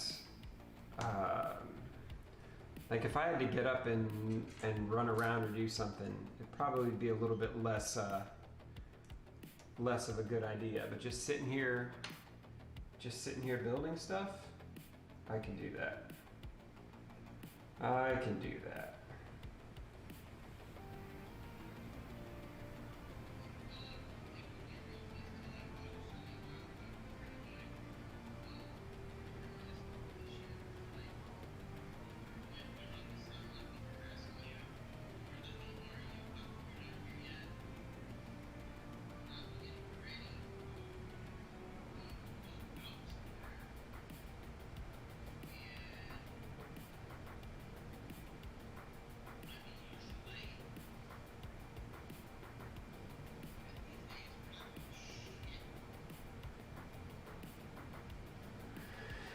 Yeah, I mean, there have been lots of impacts from the pandemic, you know, big ones and little ones, but I would definitely say that just the lack of getting to hang out with people, like the lack of getting to have, you know, I mean, Discord's great, and I mean, we've done such a good job, I think, in general, of trying to keep people connected. But man, like we were talking.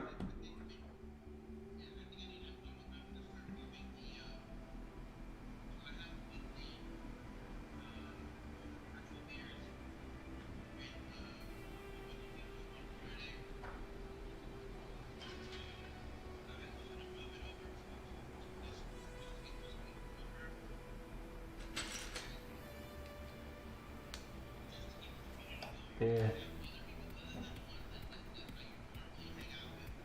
Yeah.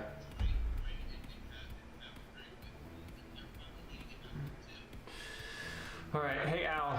Al, just give me a quick second. Al's in chat, so Discord's used to chat like you're on a phone. It can be. So Discord has, think of it as two different apps. On one side, it's Slack. So there are channels, and the channels are text-based, and you can chat, and you can DM, and you can copy stuff in, and you can, you know, do notifications on them. So half of it is just Discord. The other half, the voice and video channels, are almost like Teams or Skype, or they're channels, so just like a Slack channel would be, except they're only for video or audio. So in this case, we set up a meeting room, and when you join the meeting room, you're joining via audio, and you just set up whatever audio device, whatever headset, phone, whatever it is that you're using to talk in there.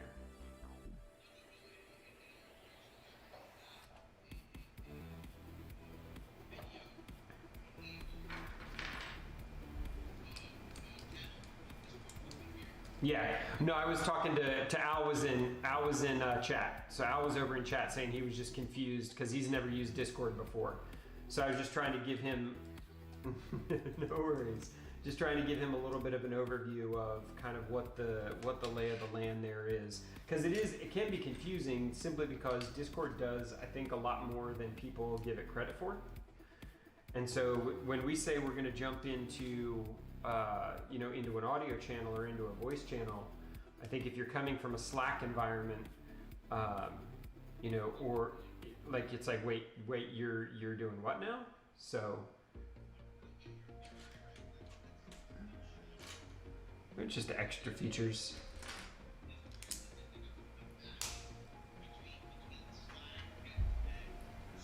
Yeah.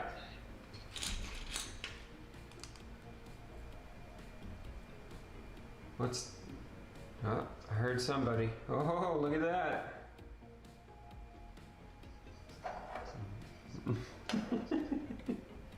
No, totally okay. We were all there.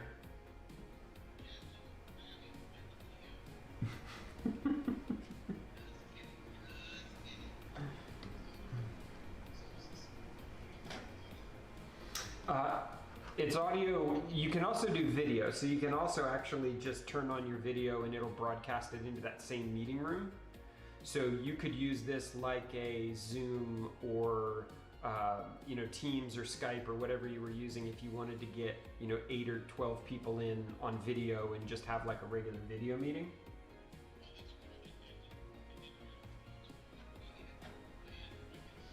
Yeah, and so it's nice to have it in there where you can kind of decide, is this going to be an audio meeting? Like we were having a chat, we were in a chat channel, but it was like just too slow.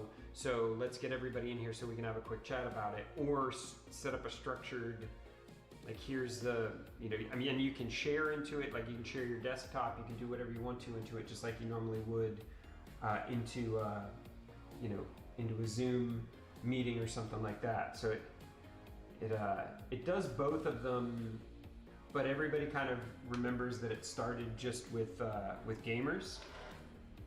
So there's a good bit of learning curve that I feel like we've all had to go through over the last 6 months or so since we started up that community.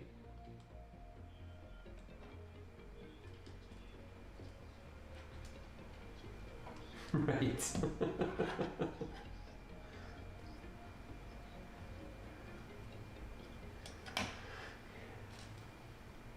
Well, that was always my impression too, because we use it a lot for PC gaming, so that the chat is independent from the game, so that you don't have to use game specific chats every time you move from game to game.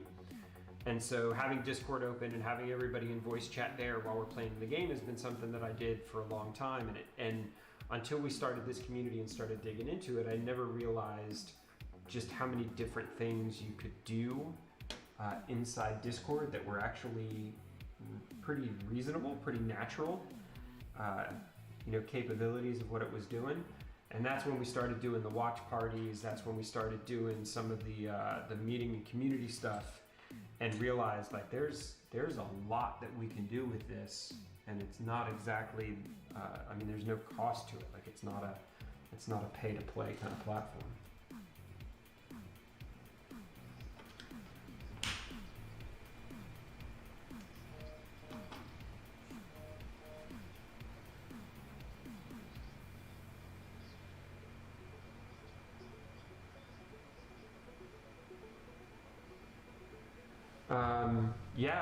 And again, the biggest hurdle is it's hard to give people a brand new platform and say, okay, here, let's go, right? I mean, especially the enterprise platforms, the Zoom and the Skype and those, they've dumbed it down to the click the link and away you go kind of thing.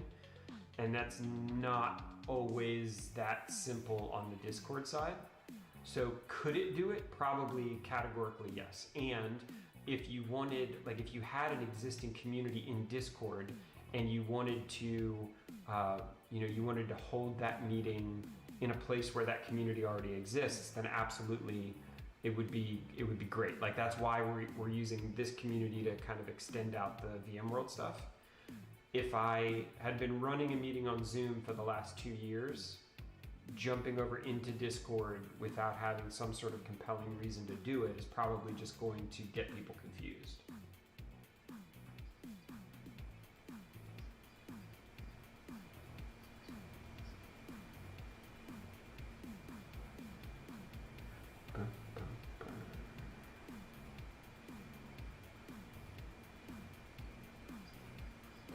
Yeah, no, go nuts. Yeah, and there should be a bunch of, like I don't know how far through the process you got, but over on the left-hand side, there should be some channels up at the top where you can opt into the different sets of communities or sets of channels that you want to be able to see. And if you've been playing around with building a work from home environment or AV equipment or live streaming or any of the rest of the stuff that most of us have gotten thrown into here, there's a whole bunch of people, Steven being one of them, who put a lot of really good info in there to be able to share with people.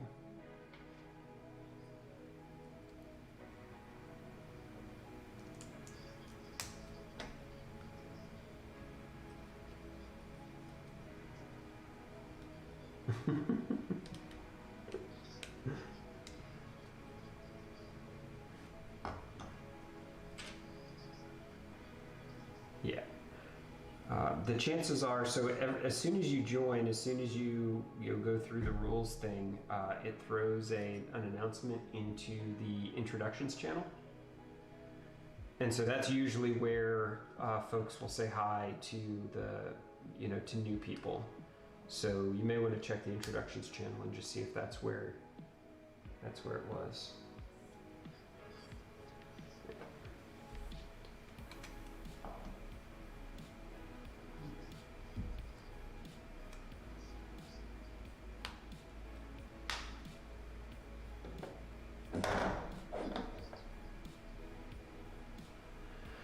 Yeah, I'm with you on that one.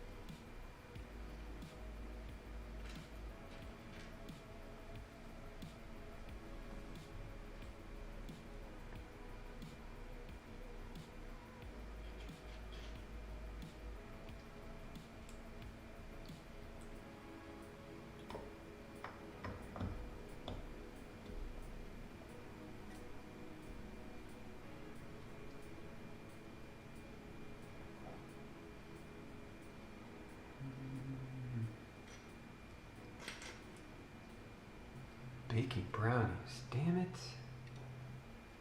It's been so long since I had brownies. The pandemic has definitely been good from the standpoint of I don't have a whole lot of crap around the house to eat. So since I haven't jumped into learning how to bake or any of the other amazing stuff that I've seen people do, it's been pretty productive to the whole weight loss program to be stuck in this house for, what are we on now, like 155 days? Somewhere around there.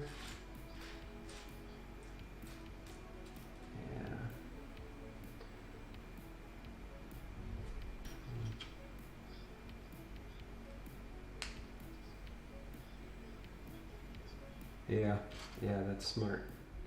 I built a gym in the garage and have just been going absolutely balls out crazy with it, which is fun, but also one of those ones where you're like, oh my god, is this just all I'm going to get to do for the rest of the year? Wake up, clear my email box, come downstairs, watch an episode of something on TV, and then just work out until I'm bored? Is this what we've become?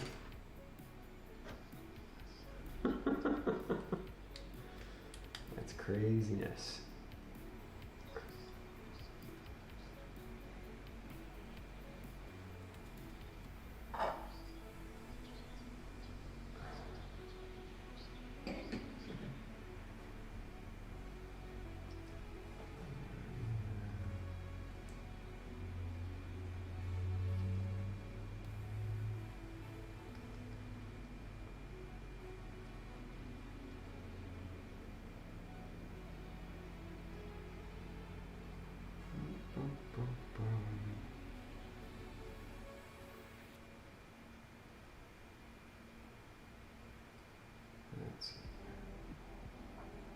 Let's see if I can share it right directly into this Discord channel. I don't know.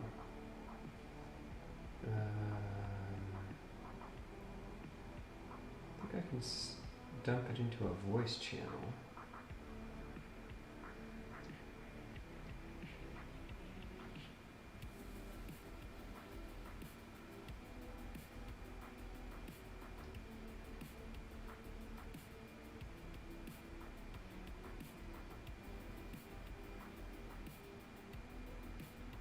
Nope.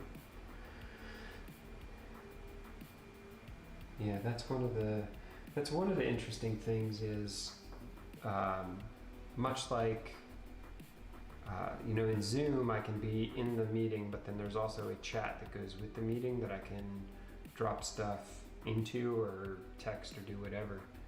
And that's something like those two things aren't necessarily coupled all the time in Discord. If I want to have a text chat, I have to actually open up a text chat, kind of adjacent to it to be able to let it work. But the gym came along nicely. I think I got in a little bit early, so there wasn't a whole lot of stuff that was out of stock or that was being price gouged or anything like that.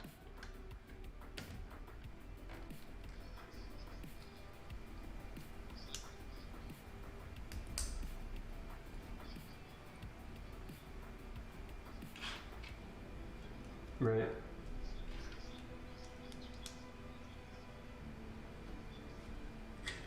Right.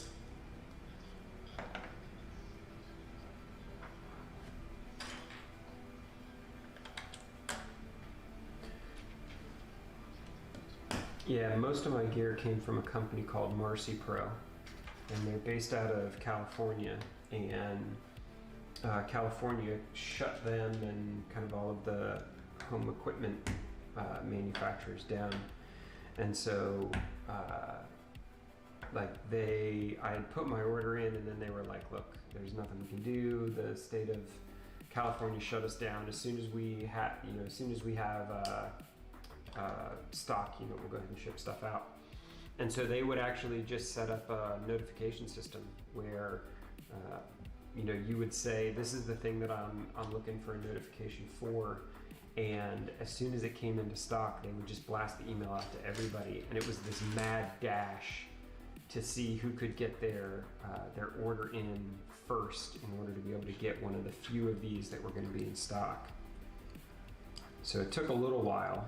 Took a little while longer than I'd expected it to, but ended up paying retail. Didn't have to get ganked by some guy who was selling it for 2x the retail cost on eBay. Just took a little bit of time. Yeah, no, that's good. Yeah, it does require some patience.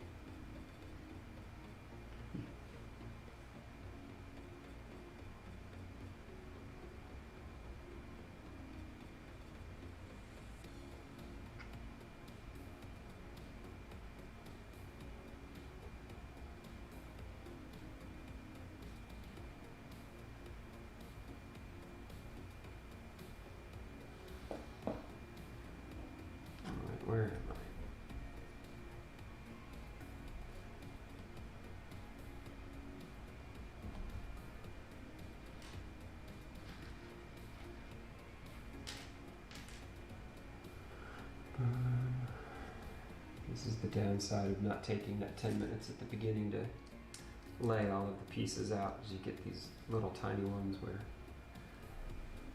they're spread all over the table and you're like, well, I just need that one little piece. And then the Legos laugh at you. Man, this stuff, I don't even know what it is, but my whole life, even as a kid, like this is just, I can zone out and chill and like my anxiety, I promise you my blood pressure is half what it was when I sat down to start building, which definitely a benefit for sure.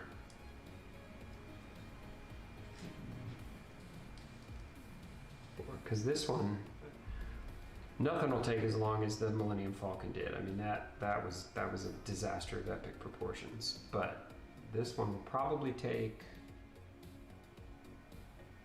probably 15 or 20 hours, I would guess, all in.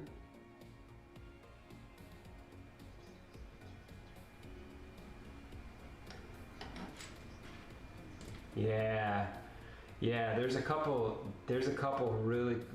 companies doing really cool things.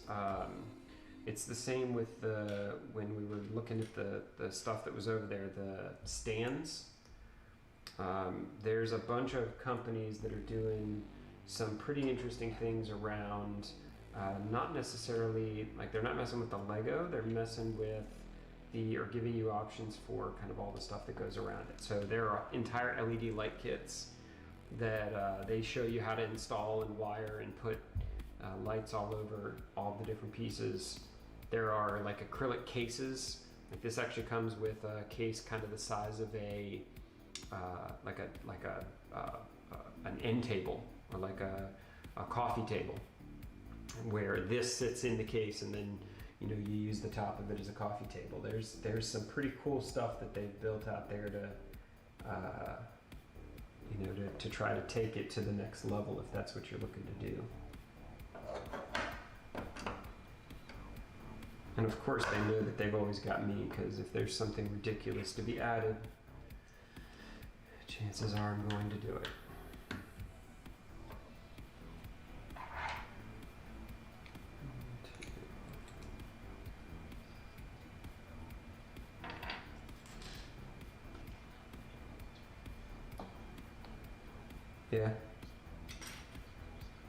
Yeah, I saw that. I remember that.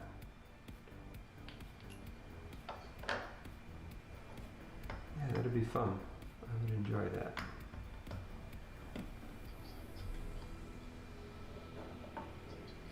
Yeah.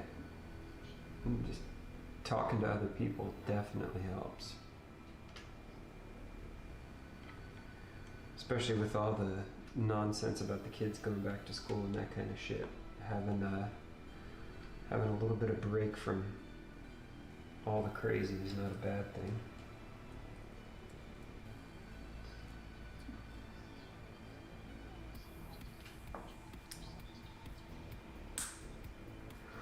Yeah, so in Charlotte, they'd drawn up 3 plans. They'd drawn up the everybody goes back to school, suck it up plan. They'd drawn up the everybody goes once every 3 weeks.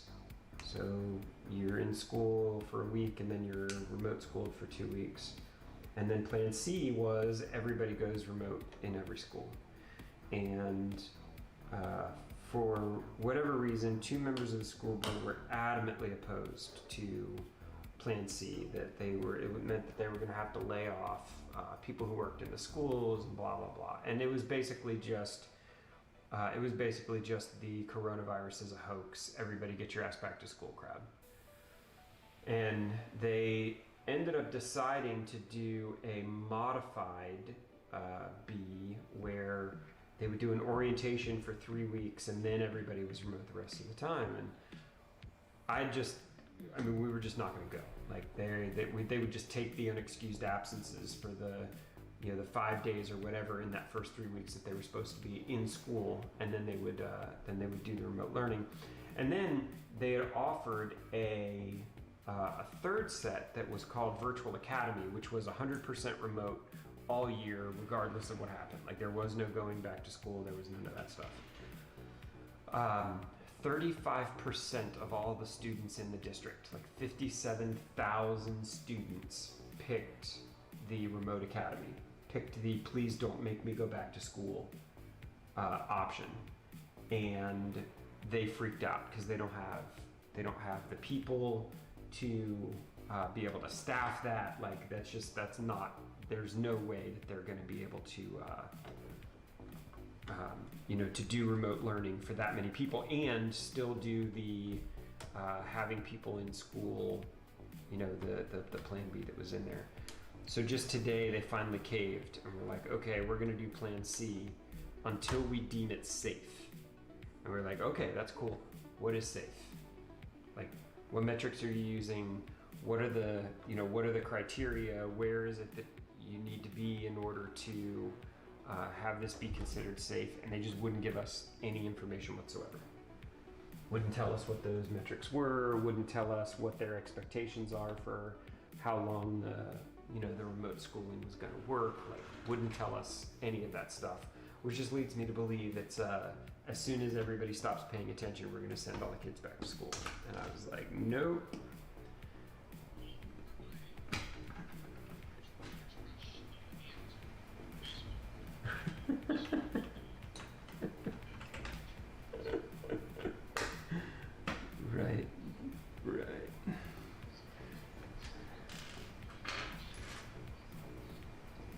Right.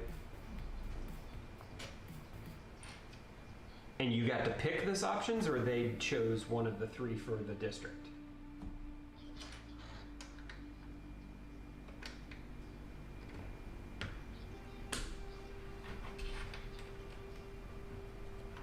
Because for us it's by, so they did it by the state said we need three options, but then each of the districts got to pick which option they chose out of the three that were provided by the state.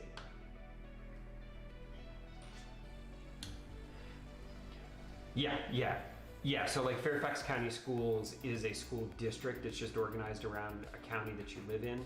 In Charlotte, it's the Charlotte-Mecklenburg school system, which is comprised of not just Mecklenburg County, but kind of the Charlotte Metro that's in there as well. So yeah, same principle, but each of those, like Mecklenburg County or Prince William County and Fairfax County and Arlington School District would all get to be able to pick whichever of the Virginia plans had been offered to them.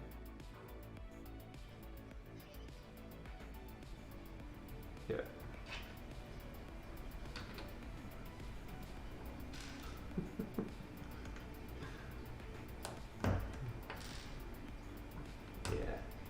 Yeah. Not a boy.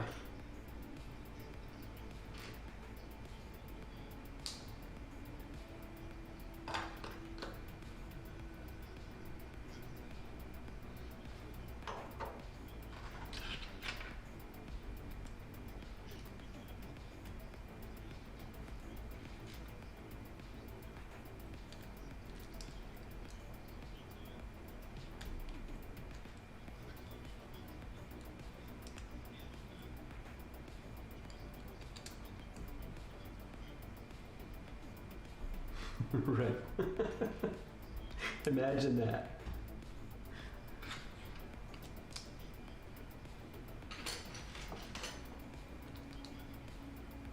Right.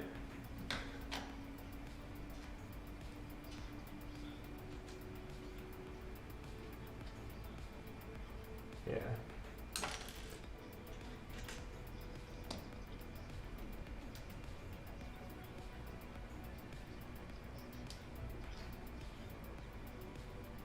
Yeah.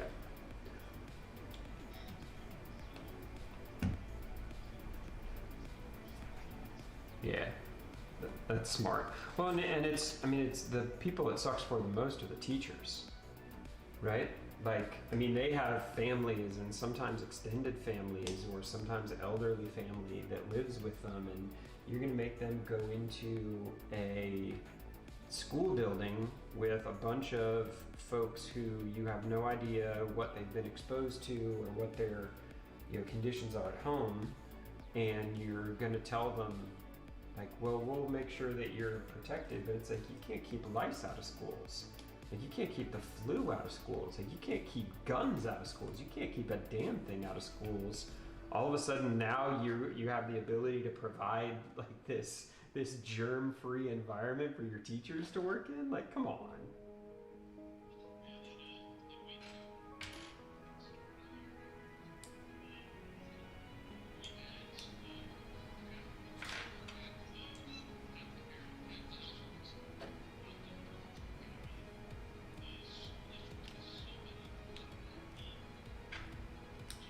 Right.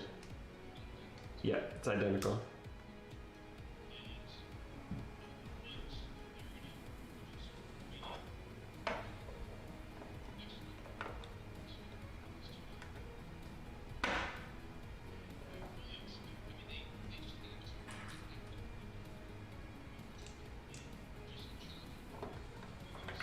Right. Right. Well, and the weird part was the reason we didn't want to go virtual academy to begin with was because the virtual academy isn't staffed by their teachers. Like it isn't staffed by the people that I've spent years building relationships with and that the kids know and trust and who know the kids and that sort of stuff. And when we asked like who is this going to be staffed by, all we were told was, well, they'll be certified. They'll be certified to teach in North Carolina. It was like, so basically retirees, like basically the people who were so old that they didn't fit in the school system anymore. Now you're going to let them remote teach using technology they probably don't understand, students that they don't know. Like this is a terrible idea.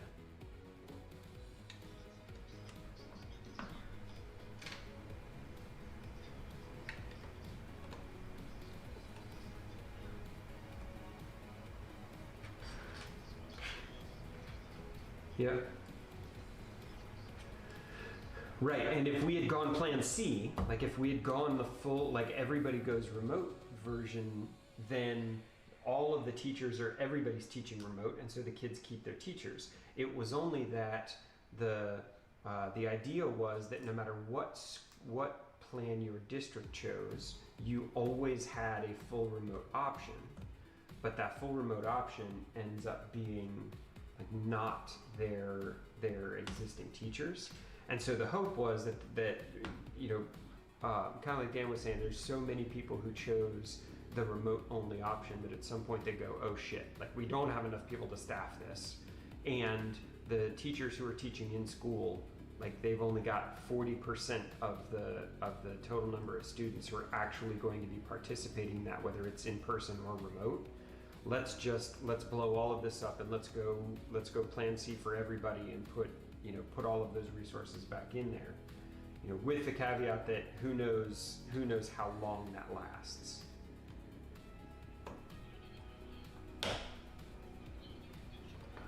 They are 7th and 8th grade.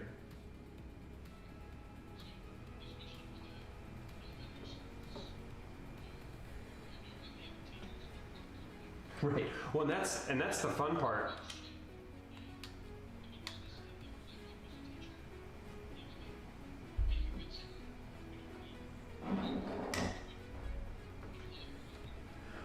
Well, and I think that even if you weren't lobbying or hard, like the question is, how many teachers need to get sick before everybody just walks out? Right? I mean, how many people the North Carolina schools in particular are garbage. Like they don't pay, the benefits are shit, they keep cutting it back.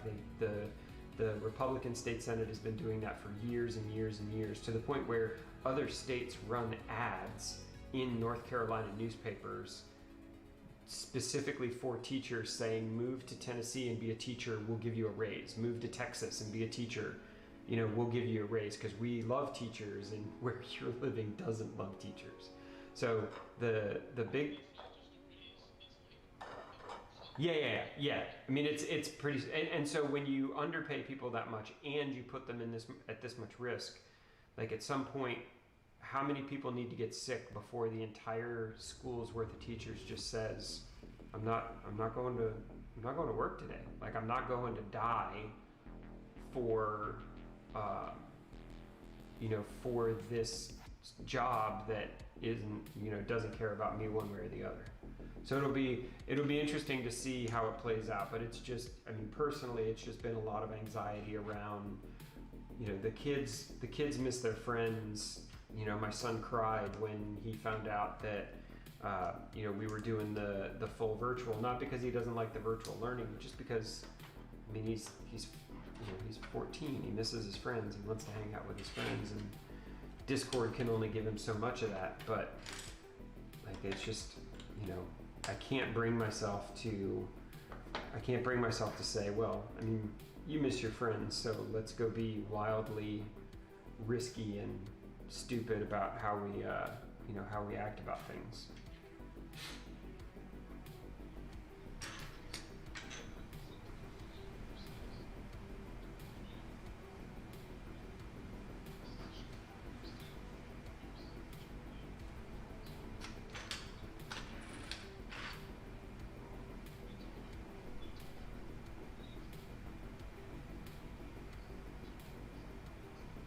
No.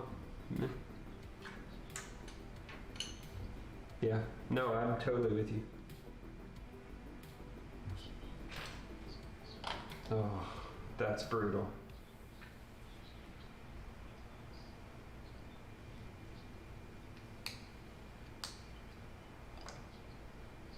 Yeah.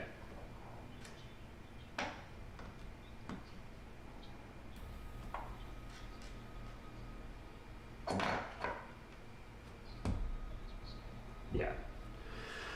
Yeah, and I keep telling myself that the best place for the kids to learn is in school. The best place for them physically, the best place for them mentally, the best place for them emotionally is to be in school. None of that matters if they're dead. Like, none of that matters if they're sick. None of that matters if they're getting their grandparents sick and then having to deal with the trauma of having all of that happen. Like, there is yeah. Like, can you imagine like, can you imagine being 12 or 13 years old, and like, no matter how politely everybody puts it, everybody can read the news knowing that, like, you killed your grandparents because you had to go to school? Like, it just, at some point they don't forgive themselves. At some point they don't forgive us. Like, I've been pretty straightforward. My kids are old enough to kind of get what's going on.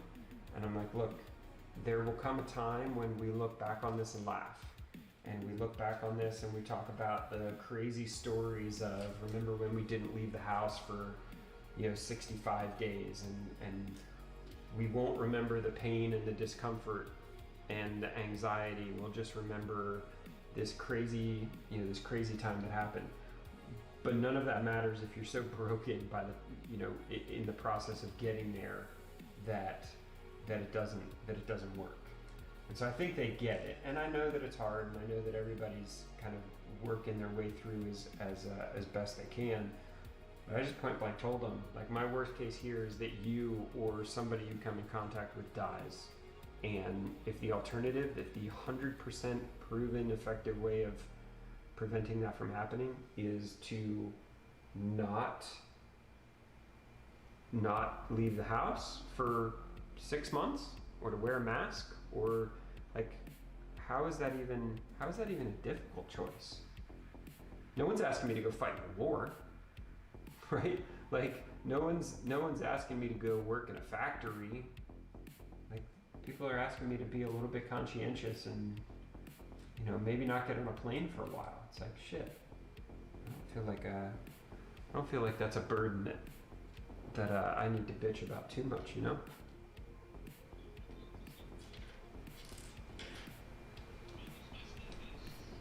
Man, I flew 240,000 miles last year, and I have flown 0 miles since the beginning of February. and I'm 100% okay with it. Like it's changed our entire job. Like it used to be that we were all really good at going out and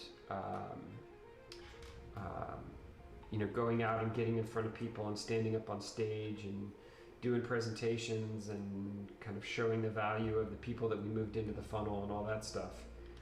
And the question in the back of everybody's mind was, do we really need to get on a plane and go do this? Or like, are there other ways that we could do this instead? It'll never go back. Because here's the thing. Think about it just from a financial standpoint. No, I'm with you. But here's the crazy part. So Microsoft did Build, and they did it. They spent 8 weeks and completely pivoted the entire thing to online. And Microsoft doesn't have problems that other companies have. They poured gargantuan amounts of money into it.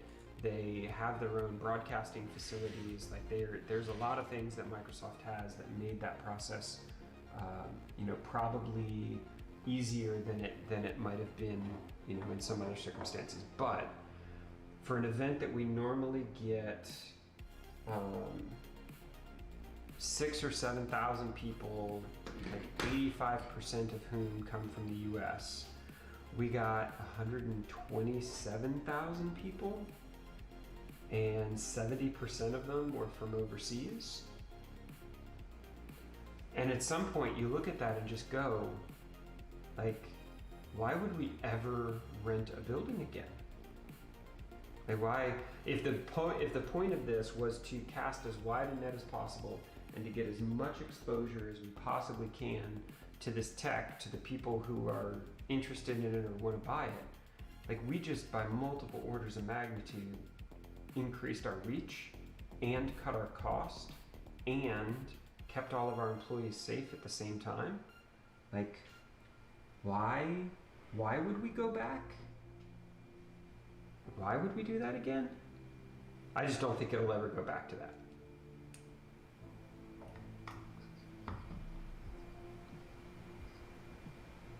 Or it'll be the smaller, it'll be the regional stuff, like the big global events.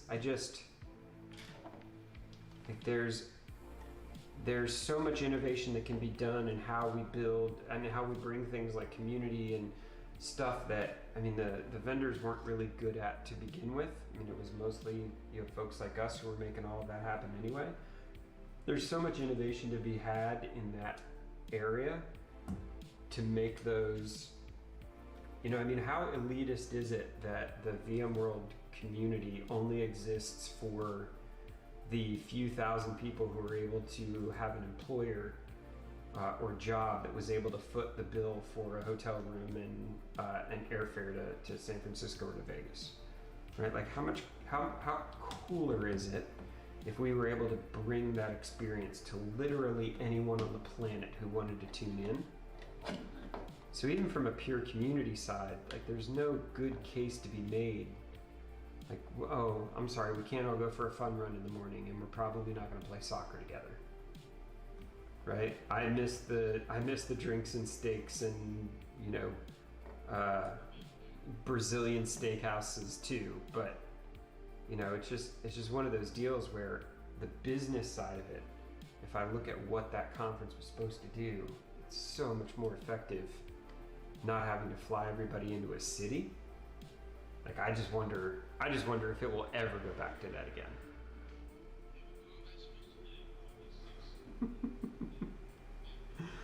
No, I think I've been to every VMworld, US and EMEA since 2008. And if they never hold another one that I have to get on a plane and fly to, I'll be totally fine. Like,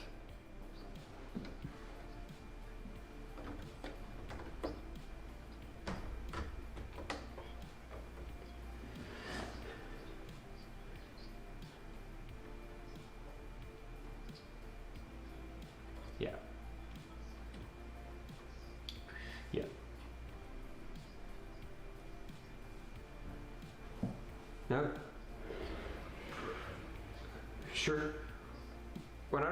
it's insensitive. It's just security, right? Like I wouldn't want to bring, like if I was dating someone, I wouldn't want to bring them to San Francisco with me for VMworld. Like if I wouldn't want to, yeah, I mean, I wouldn't want to bring my kids along to like it, you know, and if I have the option of doing that, or I have the option of being able to immerse myself in everything I want to, having everything video on demand, being able to work around homeschooling my kids or whatever it is that I'm doing and still be able to get that content and participate as part of that community, like I think we can do better than we've done before. And I think VMware is going to see how many people tune in to VMworld versus what they were expecting in whatever city it was supposed to be in this year, and are gonna go, wait, how many people?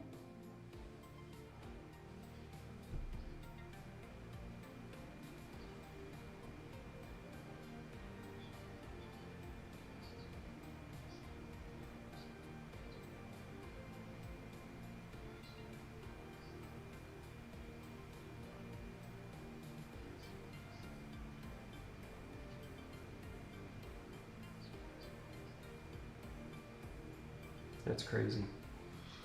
Yeah, I mean,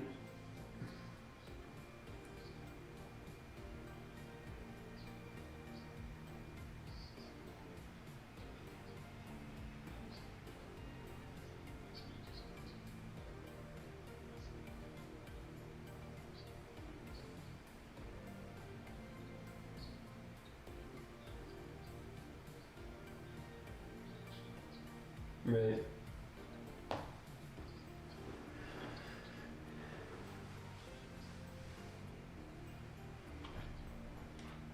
Sure. Yeah, and Barcelona is another one of those where, I mean, Barcelona used to be kind of the European place for a while there. Like we did Cisco Live, we did OpenStack Summit, like we did a whole bunch of stuff in Barcelona. And it was another one of those where, you know, the question got to be, especially after the sun went down, just safety. I mean, it's a big city, right? I mean, and for those of us who have, you know, for those of us who have lived in big cities or who are comfortable in big cities, it's no big deal. But we had people, I mean, we had people mugged. We had people have their, you know, pickpocketed or have their stuff stolen, or like there were definitely not great stories that were told about Barcelona, and it's still expensive, and you still have to get there, and you still have to be lucky enough to have a passport or a visa to be allowed into the country. And like there was just so many things that had to line up in order for that to be, you know, in order for that to be something that was good for VMware or good for whoever was holding the conference. And as much as I love it, like again, the last 10 years of my career have been getting on planes and flying out and getting to work with customers and conferences and whatever. It's hard, even as much as I love it, for me to not look at that and say, this is way more efficient. This is way better return on investment for the content that we're creating and how it is that we're sharing that content than me getting on an airplane. So I'll be interested to see if DevRel in general, but especially DevRel at Microsoft, if it ever goes back to that idea that my job is to go speak at conferences. Like, I would be very surprised. There may still be a small handful of that kind of thing going on, but I would be very surprised if that's the case.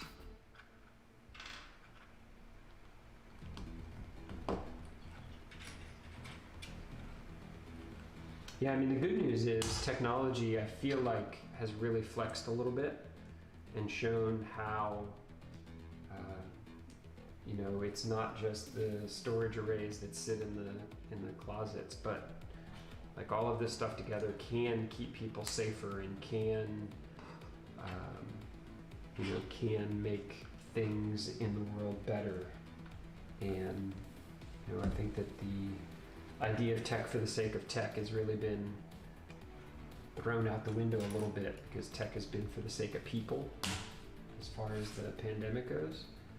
But you know, how how we bring that tech to people, how we deliver that tech to people, I think has also changed. And I know there's a bunch of the advocates that I work with who, I mean, they're itching. They just want to get back on a plane, just want to get back on a plane. And I'm fine. Like, I feel like I can still be good at my job and I don't have to put anybody at risk at the same time. So I'm good right where I am. At least for now.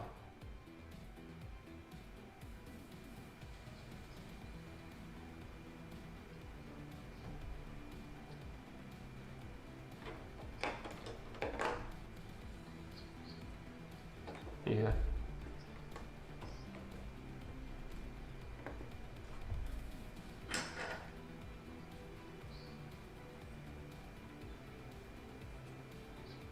Right.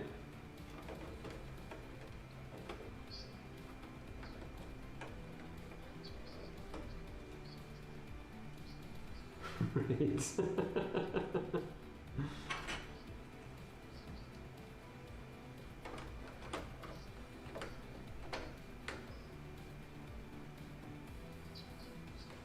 Right.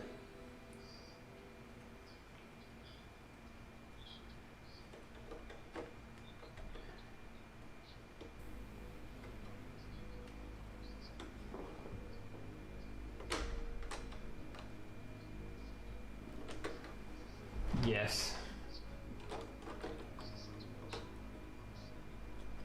Right. Right. Are you gonna watch over my shoulder and tell me where to click?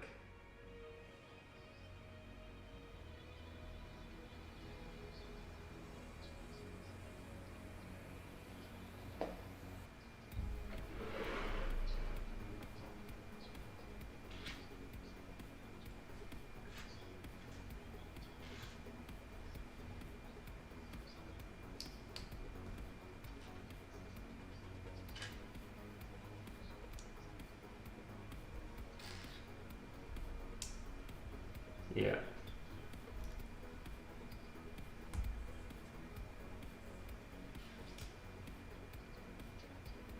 Right.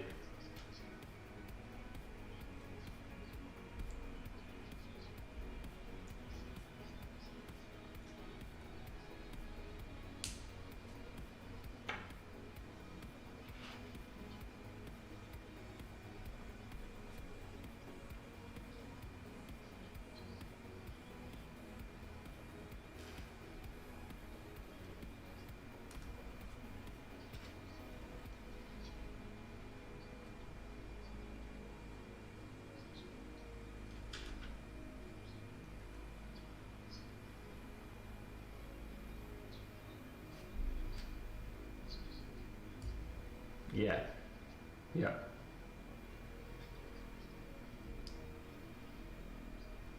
No. Bring it on.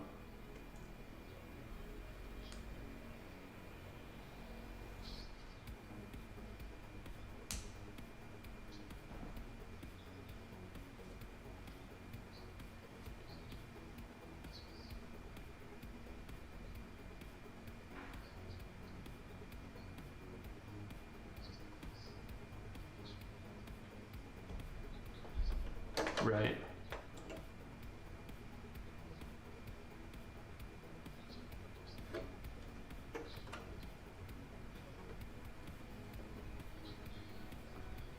Right.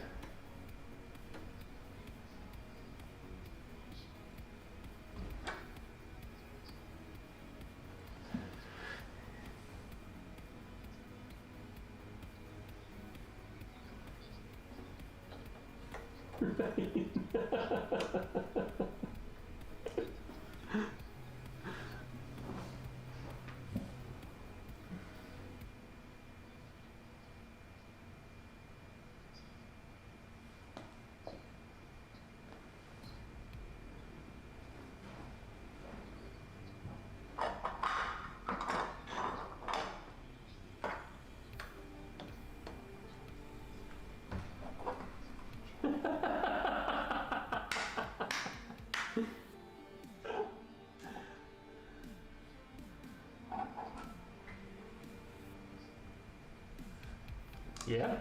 Yeah.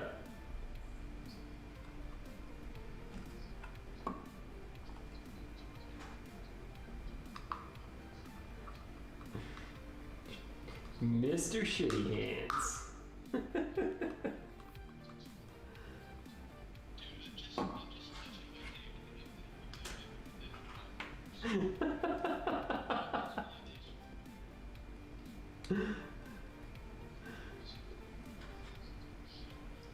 That's crazy.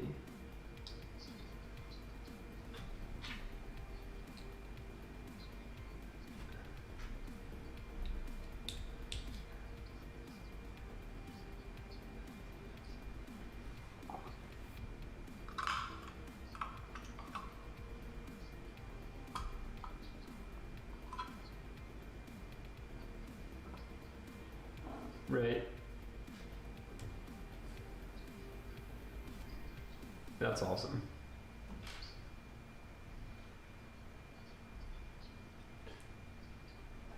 Right. And we absolutely know they can't. Like, yeah. Yeah. Yeah, and it's been curious to me to watch how different companies have handled it different ways. Like I know that like Microsoft almost immediately just told everybody to stay home. Like, and Microsoft went so far as to turn off badge access. Like to just tell people, like, I'm not kidding, you are not coming back to the office. And we get an update.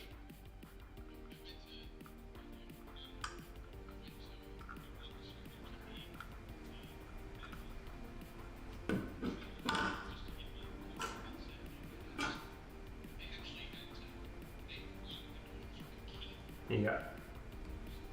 Yeah, so we get a report every week, and part of the report is, because Microsoft's obviously a company with lots of things in lots of places, we get a report on how each of those offices are doing, but it also tells us what percentage of what percentage of Microsoft employees have badged into an office. And before the pandemic, it was about 70%. So around the world, about 70% of Microsoft employees badged into a Microsoft building. And whether that was to work at an EBC, whether that was they had an office, whether that was they worked at a studio, whatever it was about 70%. Last week was 1.12% of the Microsoft global workforce badged into a building that Microsoft owns. And yeah, and they let everybody go in and take all their stuff. You could take your chair, you could take your monitors, you could take your desk setup, you could take whatever you wanted. And for the advocates, they've told us you don't have to get back on a plane until there's a vaccine. Just point blank told us, like that's your call.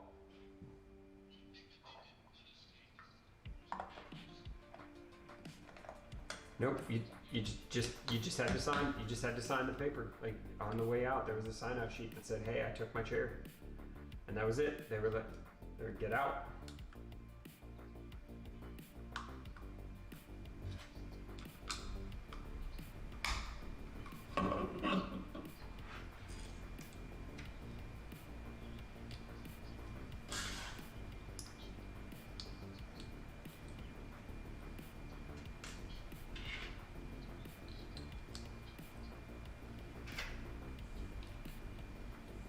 Right.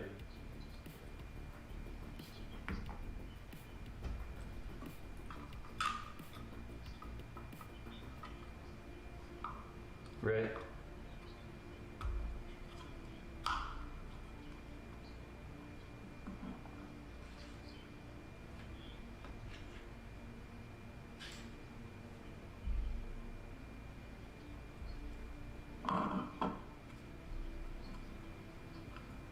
Oh.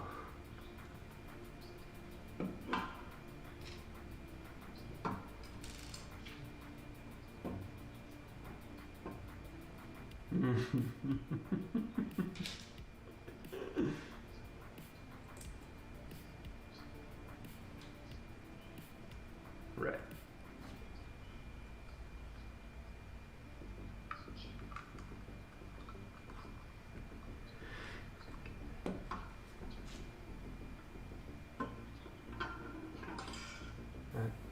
Right. I'm good.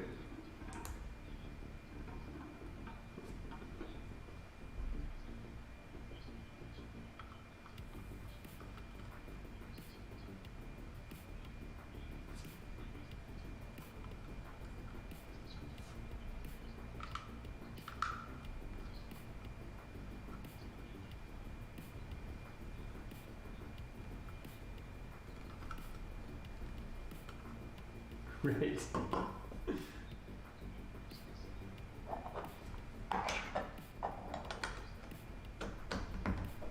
Yeah. Yeah. Yeah. My most of my family lives up in Northern Virginia, and my brother and his wife and they both work. They own a government consulting company, and they both work in SCIFs. So they both work in top secret facilities where there is no work from home. And so I was talking with them because like they alternate back and forth. One of them goes to the office for a week, and then the other one goes to the office for a week. And was talking with my sister-in-law just about the protocols that they've put in place. And she was saying that like all the way down to some of the crazy stuff, like if you don't report symptoms of not just COVID but sickness, not only will you be fired, but the government can actually take your contract. Like not only is it bad for your career, but your employer, because these facilities have, you know, people from lots and lots of different companies that are in them. If you screw it up, like they'll take your government contract, the reason that your entire company exists, away from you. And if somebody does end up showing symptoms or testing positive, they literally shut the entire facility down, and you can't come back to work for X number of days, and you've got to have this many negative tests before it happens. And she's like, we're really working at like 40% effectiveness, because everybody's just constantly worried that, I don't want to start a project that I can't finish because something's going to happen and somebody's going to, on the other side of the building or a different floor of the building is going to show symptoms, and we're going to have to shut everything down. And it's like, damn, this just feels like a really stupid way to run a railroad. Like, how about you just send everybody home for 2 weeks, and then, and then everybody figures out how to kind of self-quarantine as they go. She was like, yeah, this is Northern Virginia. That's just never going to happen. I was like, well, I guess that's what we do then. But it's crazy. Yeah, that they have to still go into the office every day is just terrifying to me.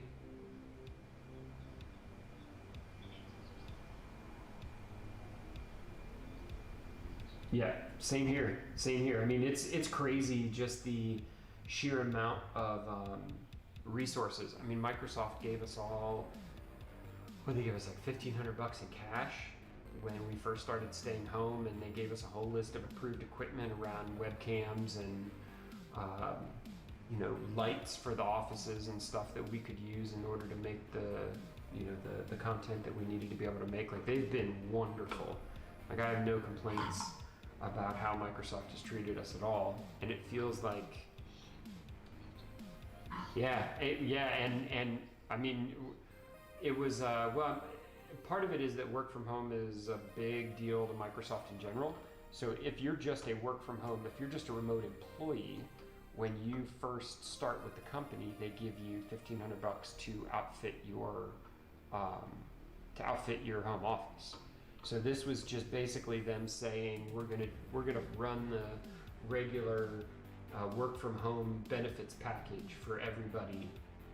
Even though this is a new thing, and maybe a temporary thing, they just basically classified everybody as a remote employee and said, here you go, you get what a remote employee gets. But I'm like you. I mean, I've invested an awful lot into being able to effectively work and being able to effectively do my job that I'm never going to ask Microsoft to compensate me for. Like, it's stuff that'll serve me for community or serve me for any of the rest of the stuff that I do. Microsoft has done, I feel like, more than enough to get their employees where they need to be. But I don't need any extra stuff from them.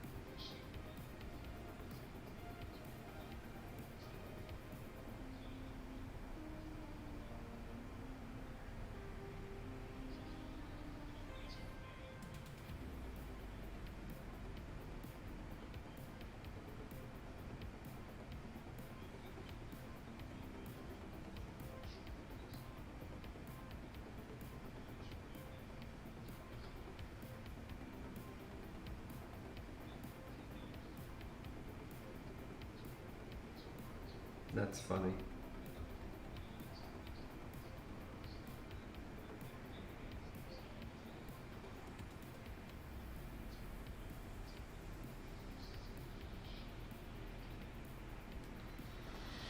Yeah, and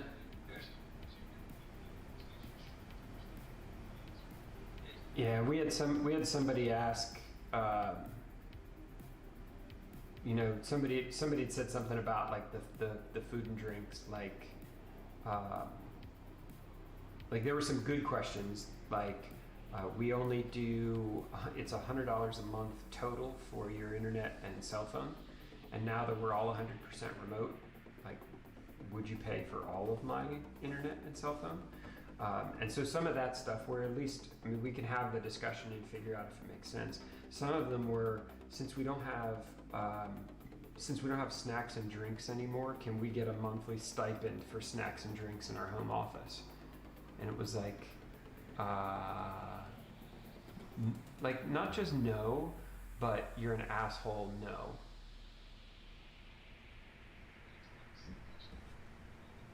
Yeah, like we at one point asked if there's money that's not being spent, like if there was budget that was designed for food on campuses that are closed or snacks in buildings that are closed, like could we donate that money? Like can we donate that to a food bank? Can we donate that to people who legitimately need that type of food? And Microsoft was super excited and happy to do that. But that's when the question came up, like, well, if we're just gonna give that money away, could all of us get $50 a month so that we can provide snacks for our home offices? And it was like, you're just a special kind of asshole.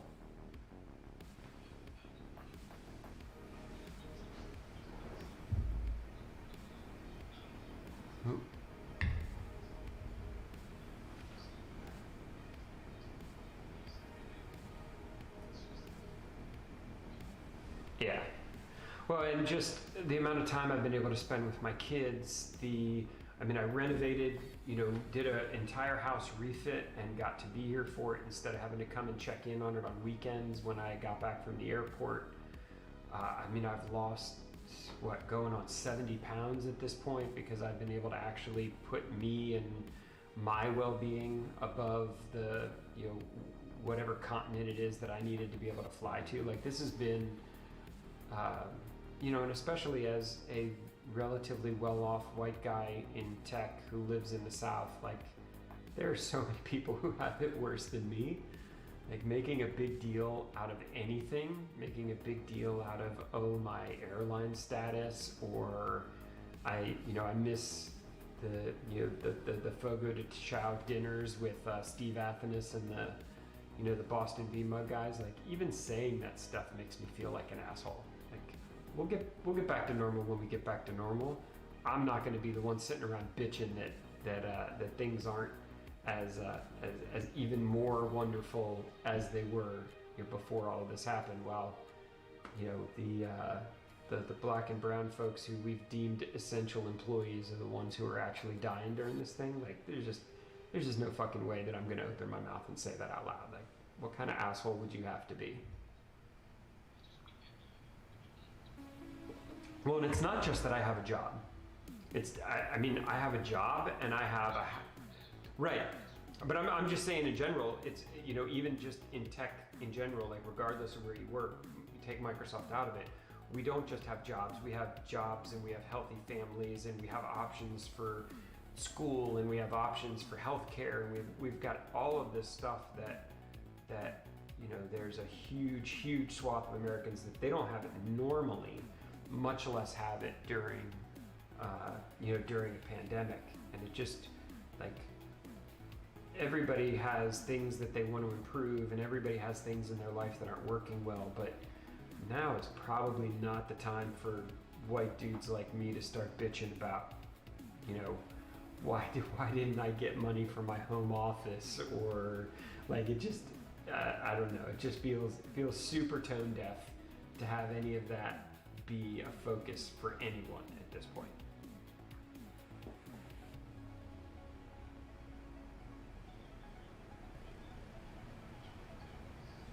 There's always somebody. That is true. All right.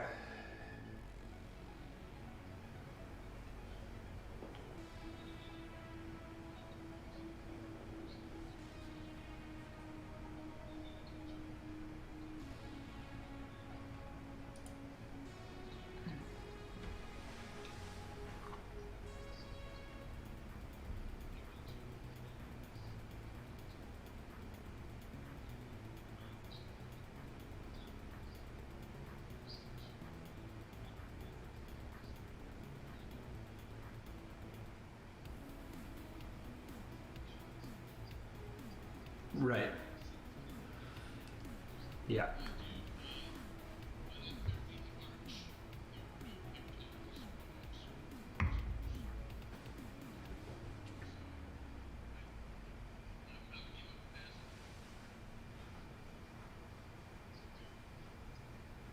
Right. Right. They didn't go take stuff that was offered. They pillaged something that someone else had bought.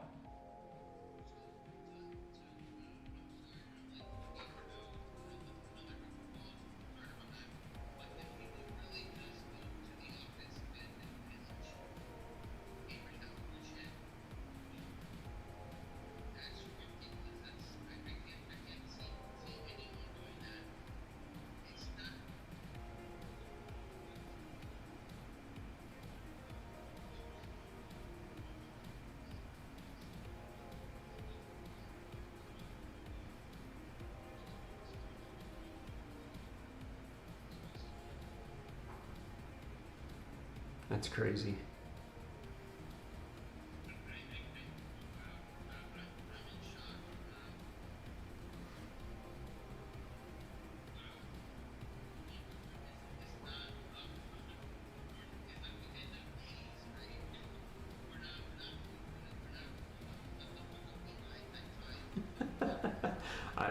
If Mila Kunis wants to come hang out, though, she is more than welcome to.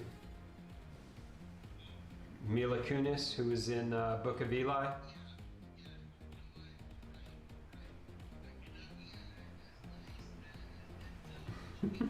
Yes, totally agree. All right, guys, we got I got bags 7s and bags 8 done, and I think I'm gonna go ahead and close the stream down.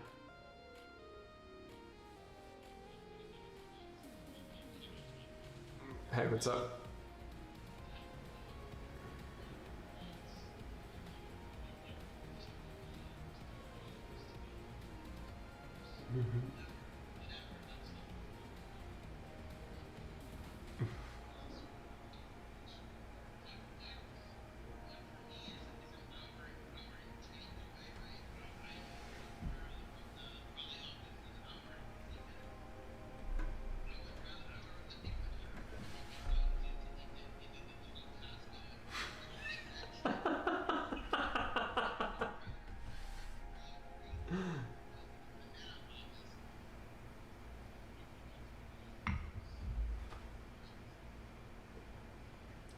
That's crazy.